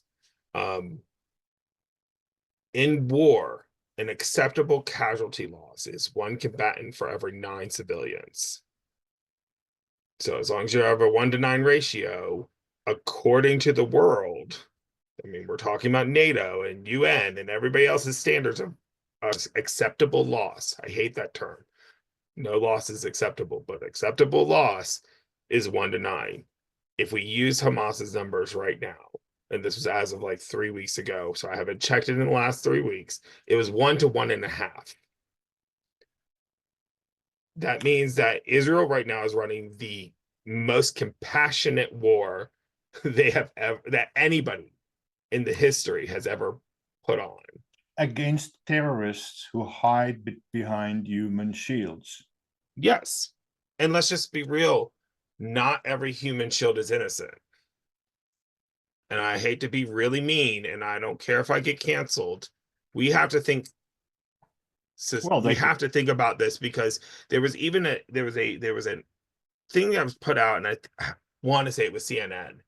Even they put out a video that they got of a school in Gaza with a bunch of 6 and 7-year-olds running around, and when they were being interviewed, they go, "We cannot wait to stab our first Jew.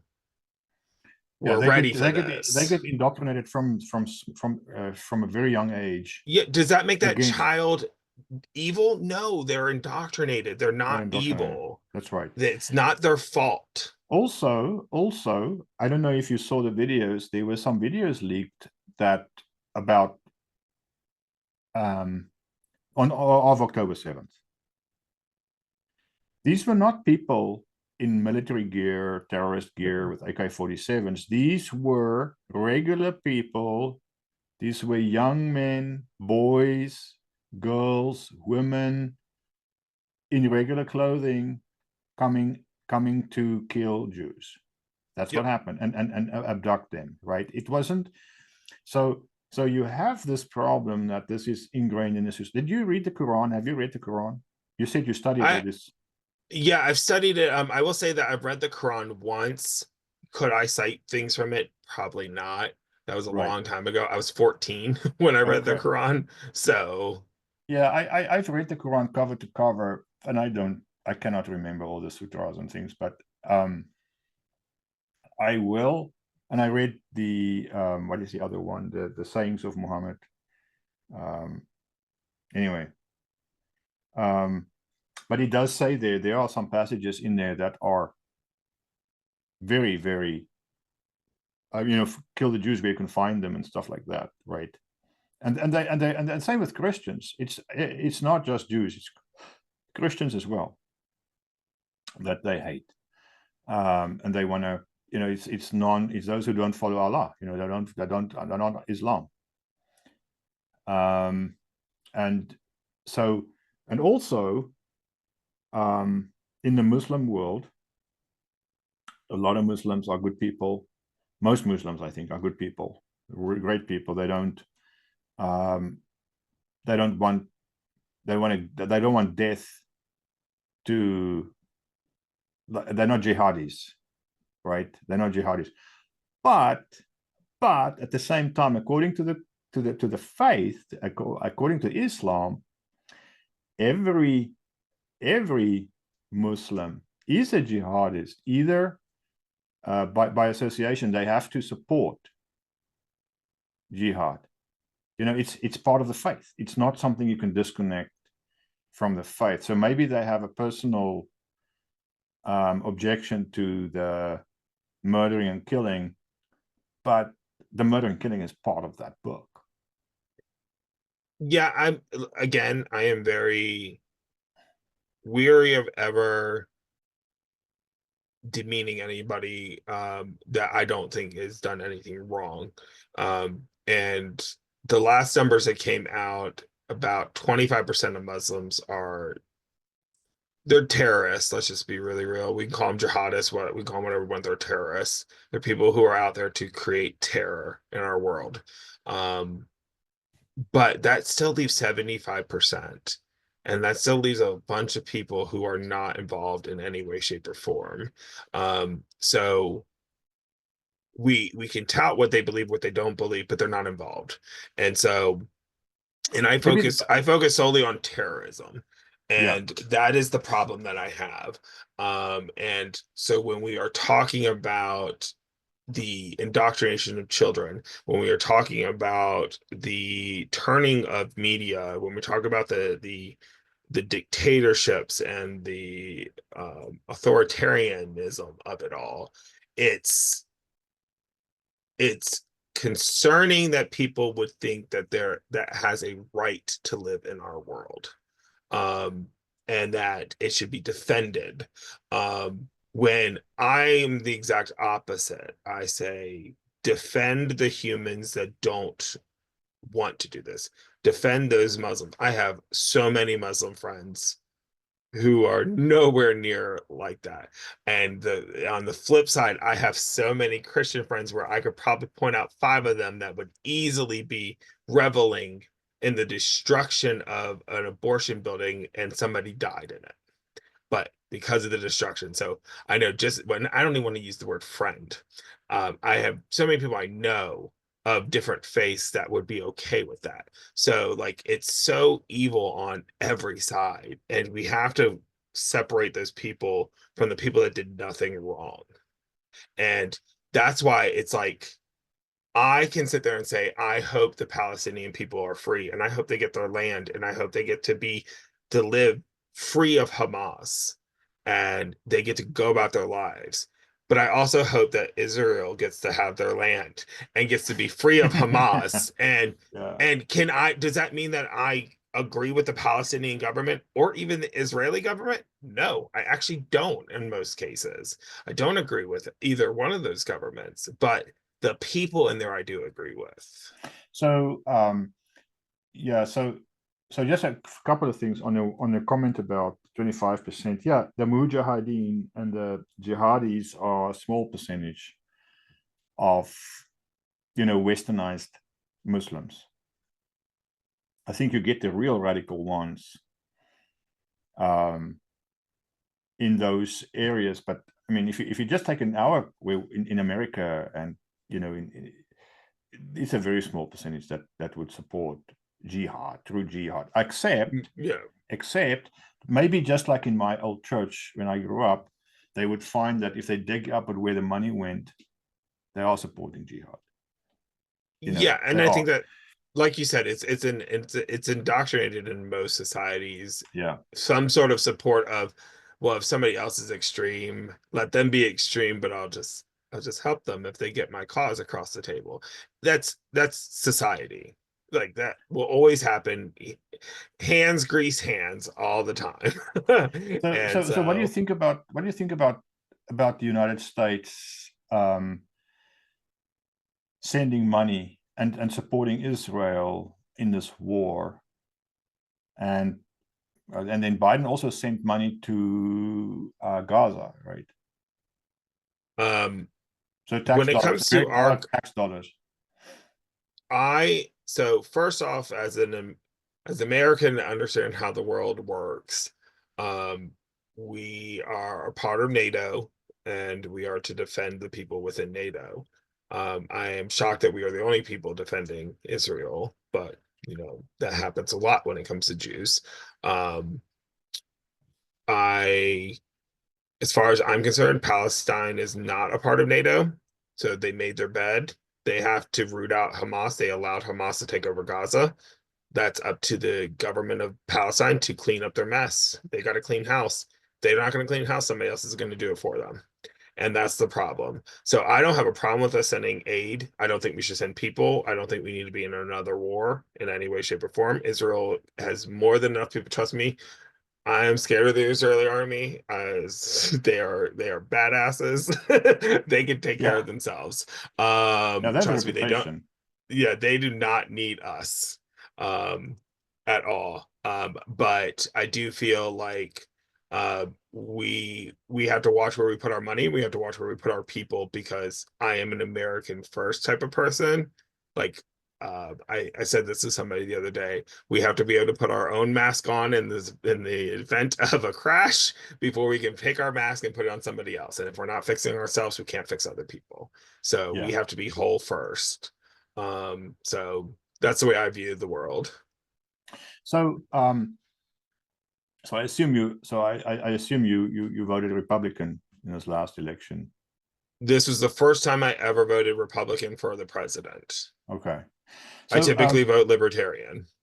I haven't. I wanna move away. Just to ask you a question on the side here. That I've always found interesting, and I always ask this to my Jewish friends. So my son, you are what generation Jew? What generation American are you? Like, you mean like I'm a millennial, if that's what you're asking, or you're No, asking no, like no, how no, many no, generations? no. I would Oh have been the no. third generation So your American. grandfather. So it's like my grandfather was the firstborn in the country, and then my dad, and then me. Okay, so your great grandfather My great grandfather was, Was in Russia, yeah, yeah, yeah, and he was a Russian Jew. yep. Okay, so my son is 7. He's born here. I'm a South African. He's an American. I'm white. He's white. I'm actually, probably more true African American because my family's been in South Africa since 1700. With my name. Actually, my son is Willem Odendaal the 13th. I'm the 12th, and but he will not be called a South African.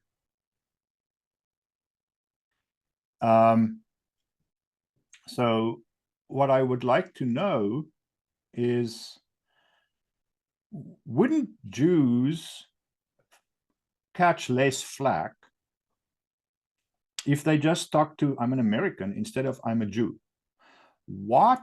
Because Jewish is not really, it's not, you're not religious, you're not a religious Jew. You call yourself an ethnic Jew, right? But it's not really an ethnicity because you're white. It is an ethnicity because if you look into my bloodline, I have Ashkenazi blood. Okay, but I have German blood, I have French blood, I have Dutch blood. I'm none of those things. I don't call myself a Dutchman. I don't call myself a German or a So, Frenchman, and is I'm there all of laws those. on the book that if you have Dutch blood that you're automatically a Dutch citizen? No. There's laws on the book that as an Ashkenazi Jew, I have rights to become an Israeli at any time. Okay, so you have It's called a birthright okay, by whom? by Israel. Okay. But is it necessary to call yourself a Jew, even if that's true? Even if that's true, 100%. let's say South Africa had it on the books that since I can always come back, right? Which they don't. I don't have that privilege. I had to give up my South African citizenship. So, but Why not just American?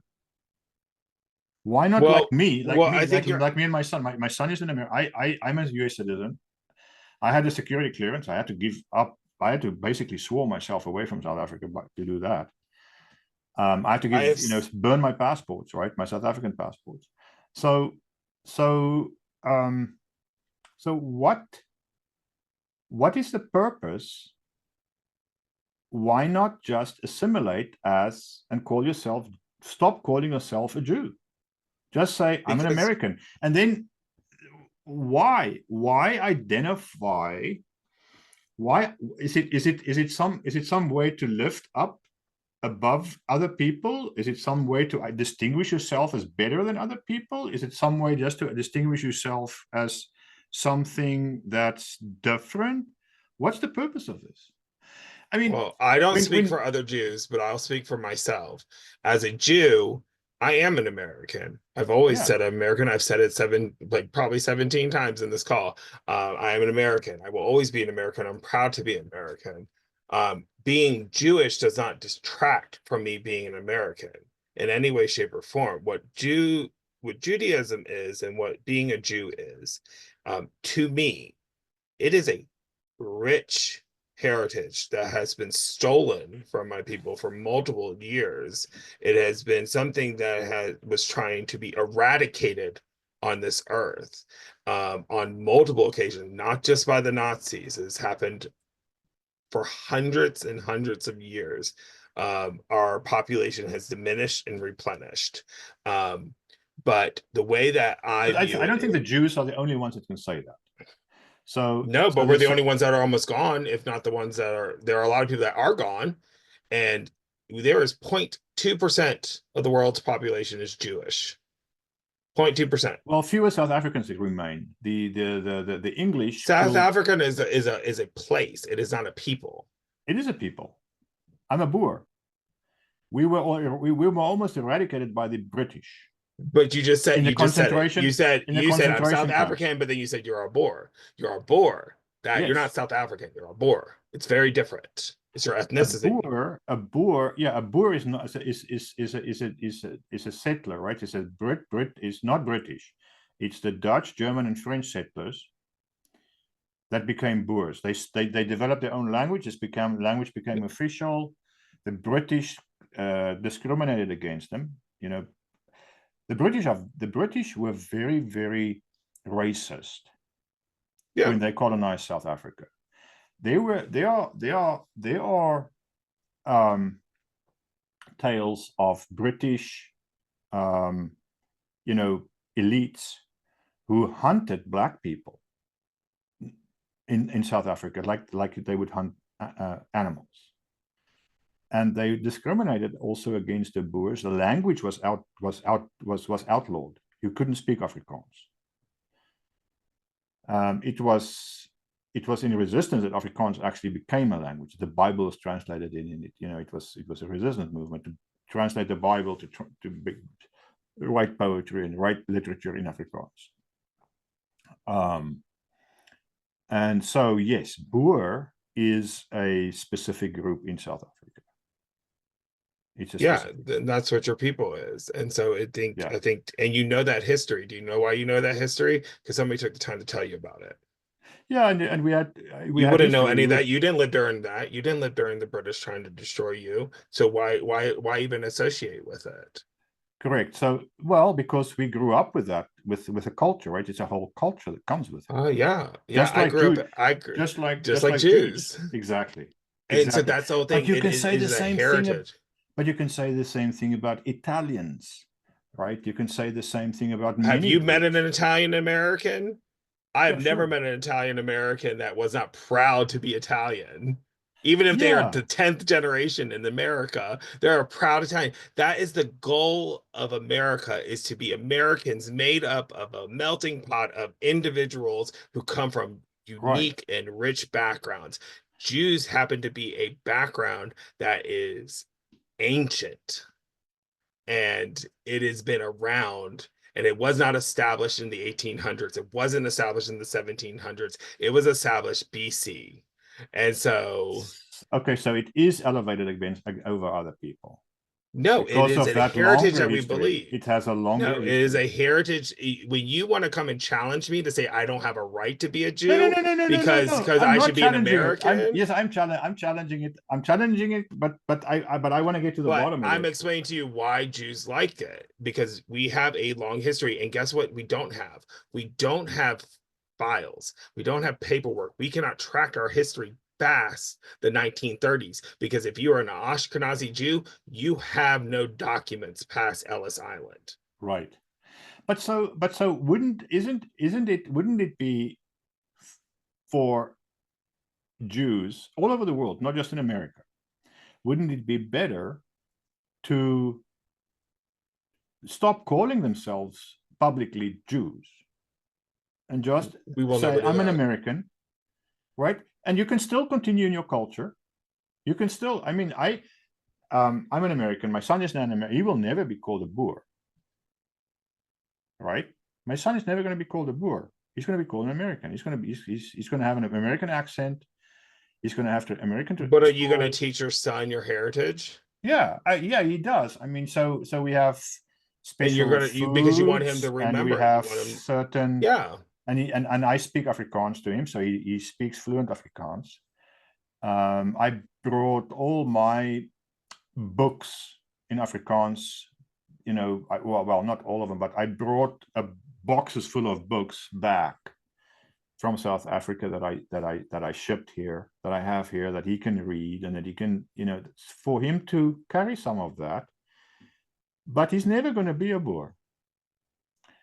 But it's very curious. It's just curious to me because the Jews are different from everybody. It's just the only other groups that are along lines of color that does the same thing, right? It's like you have blacks, Latinos, Native Americans, Asian Americans, white Americans, and then somewhere if Jews. Why? Jews identify uniquely among all these groups in America and the world, right? And so I wonder if that isn't a drawing somehow responsible. To deny one's history to make other people feel better is oppression in No, its but greatest it's not. form. To me, it's not that big a deal to be called an American and at my house and in my home. No. You know, What you just said was that you won't find one American Jew that doesn't believe that they're an American and an American first. Most are Americans. There are some that are Israeli Americans because they actually hold a double what is it? Citizenship. Because Yeah, that's one thing we are allowed to do. We can hold a double yeah, citizenship yeah. between the two countries. Unless you have a But secret clearance, I'm sure. unless you're what? Unless you try to get a secret clearance, if you have a secret clearance. Yeah. Then you have to fully declare. But the whole point is that, but you will also find a deep understanding that they are a Jew at heart, no matter what happens. And to sit there and strip that away and to say you have to say you're just an American. You don't need to say this anymore because you're an American now. So that bypasses this. Now nobody will beat you up anymore. No. Because you don't have that name anymore. Well, don't accuse me of trying to make it a law. Okay, I'm not doing that. I'm not saying Nobody. I'm saying why take on, because it seems to me like I'm saying it seems like it's become a target on your back. Yeah. It's like I'm saying I'm a Jew, right? Why not take it away? You don't have to carry it. Why not tell them to take off their kippas, and why don't you tell them to take off their Magen Davids? It's like no, but you can't sit there and take. Whoa. You're not practicing. So now you're using the kippas. Oh yeah, because you're acting like all Jews are non-practicing. So what would you call a Jew that is practicing? That's a religion. But Judaism go beyond religion. Yeah. It goes beyond religion, and I'm saying religion is protected in this country by law. But being a Jew is not. It doesn't seem like it. Well, I mean, It's the point of the matter supposed to be. is Everybody should be. you will never find a Jew who knows our history, who knows where we come from, who knows where our families come from. Do you know how much work my family did tracking as much as we could of our But family? who did Like, not? we would never have that and then say, oh well, we're just going to forget that so we don't get targets on our back. No, And unless we're practicing, we won't use the word Jew anymore. Because Jew is no. not a religion only, it is an ethnicity. It is a thing that we're born into. So, Do you know we weren't considered white until the 1960s? Because that's what most people conflate it to. Well, you're just a white American. No, we're actually not. We were only considered white during the Civil War. I mean, not the Civil War, civics. I can't talk today. I'm tired and we're past our time. So, but it's that whole piece that we were only considered white because the white supremacists wanted more whites on their side. That's literally the whole reasons why Jews are not considered Jewish anymore, just by ethnicity.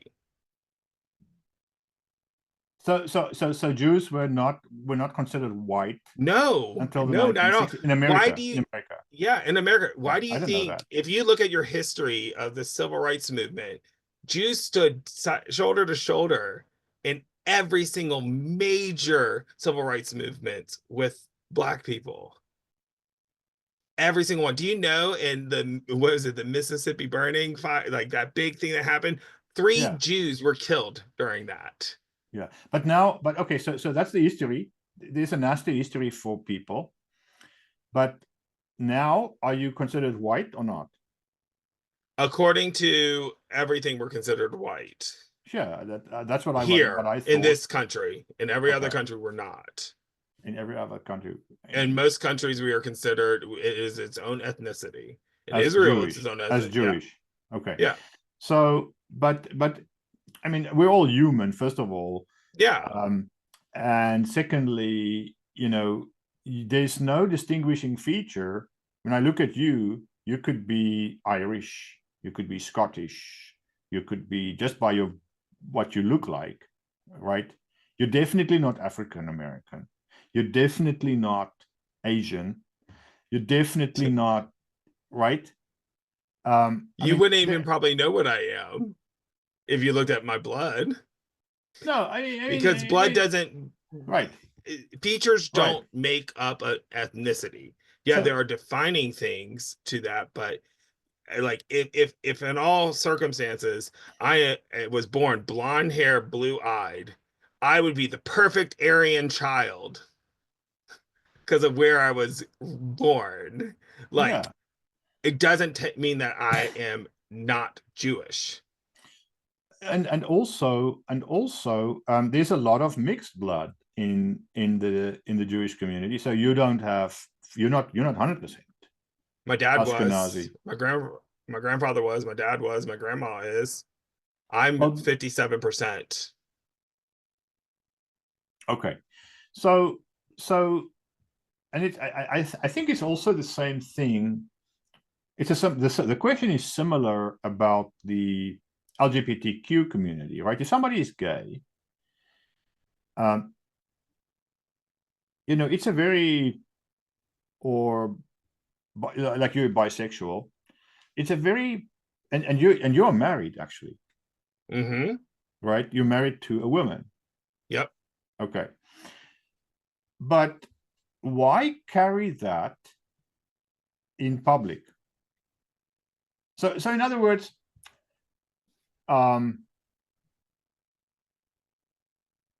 is it necessary? Steven Spielberg, we know him as a Jewish director of films. And you can list famous people, CEOs, founders of big companies, who are Jewish. They said they were Jewish. We know they are Jewish. Why? Why not just American? Why does that have to be a label that is so important to the outside world? I mean, there are, in our community here, there are a lot of Scandinavians, Germans, you're in the Appalachians, and in patches in America, there are these groups of people who come from different places, but they're all American. I'm just curious, why carry that target on your, which is basically drawing fire? It seems. I have a theory that it's that identification, which is so that is held up so high, right? It's an identity that's held up so high that is drawing fire. And if that was subsided a little bit, maybe that would go away. Yeah, I won't ever concede to the point that we need to diminish who we are and our backgrounds that we come from to make somebody else feel happy about themselves. So that, to me, that's pure hate. So if I somebody agree. wants to put a target on my back because I claim I'm Jewish, fuck them. Okay. So I'm not saying this should be a law.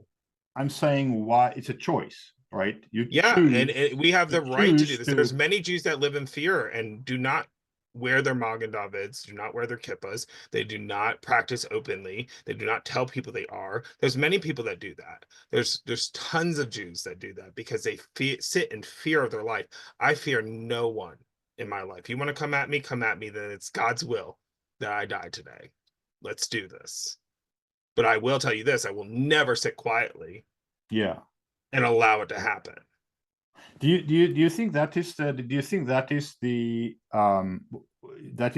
predominant viewpoint among Jewish I people? don't speak for Jews. Okay. There's literally 4 of us in this area outside of the college, so no, I won't speak for Jews. Yeah, there's not a lot of Because like people. every part of America, every single Jew has a different opinion. And trust me, every Jew has 17 opinions about something. That's how it works in Jews. Yeah, So and among rabbis, right? yeah. If you Yeah. if you have 13 rabbis locked in a room, you'll come out with 15 opinions. It always happens. And I think the point of the matter that I always will come back to if I would get posed questions like this is the fact that me declaring what I am and the history that I believe in and the heritage that I claim, if that makes you feel uncomfortable, you are the one with the problem, not me. Yeah, I don't think it makes me uncomfortable, but it does draw fire for people like you that make you write a blog where you say, I fear my life. I've never feared for Yeah, my I'm life, allowed to have I'm allowed to right? have both feelings. Two truths can be right at the same time. And so I'm allowed to sit there and say, I am fearful that things can happen to my life, but I can also sit there and go, I don't really care because I will also defend myself and I will defend the Yeah. people around me. So Because you could be, do you think a guy getting shot at on the front lines of a war is not scared, but also still shooting back? It's going to happen. yeah, but at some point, the training and the adrenaline take over, right? Yeah, There's really exactly. no, And I but grew up in the ghetto, so trust me, nobody wants to fight me. They think I'm sweet and kind. I'm not. Really not. so from my perspective, I mean, I I would not have guessed. Would have been the last guess I would have had that you were a Jew, and if you hadn't told me, I would never have known that. So for me, um, you know, I don't think I would have expected. I mean, if you don't say I'm a Jew, I don't know. I mean, why would you get attacked for being a Jew? I think the thing said that when we come back to this, and I actually do need to leave after this last comment, because I'm about to be late for a meeting. But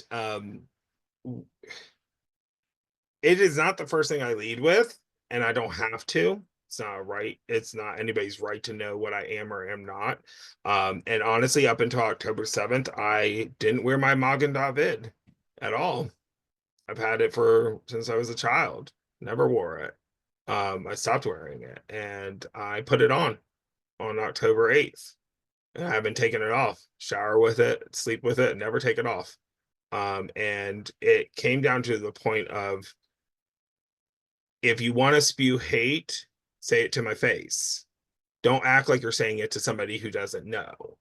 And I think that comes back to my situation of last week of being confronted, like for the first time directly in front of me, somebody spewing anti-Semitic hate by Really? using terms like that. And so I've actually had, since I put out that blog, I have had multiple people defriend me. I've had people comment on stuff through my stories and things like that. And it's pretty disgusting, the things you find out about people when you come out. And it's also very enlightening, and it's very freeing to be free of the weight of caring. Yeah, I can understand that. Yeah, and I wanted to talk still about this Dan Bilzerian. Did you see his comments? No, I don't. Honestly, I will be very frank. I try to avoid most people's comments. I don't watch the news anymore. I don't look at things unless somebody happens to send it to me, because I I personally believe that I need to deal with the people that are in front of me, and unless I go on a national stage, I don't really care what other people are saying. Outside of that, I believe I care, and I believe what the people around me and the people I choose to be in my life say, Yeah. and that's who I focus on. Well, Josh, thank you very much for today, for coming on and and having this frank discussion and debate about things. I really appreciate it, and I'm really proud to call you, one of my friends and somebody that I really respect for your viewpoints and the things that you do in the community and everything, and your art. So I really appreciate this, and I hope I'm not putting you in a bad position with being too late. So No, you're okay, but I appreciate you having me on, and letting me share my point of view. yeah, I think it was very interesting, and I think a lot of people might give them some things to think about, to hear that. So Yep. thanks, man. Well, I all appreciate right, it. thank you. Yep. Take care. All right. I'll see you next week. Yeah, see you next week. Okay, bye All bye. right. Bye.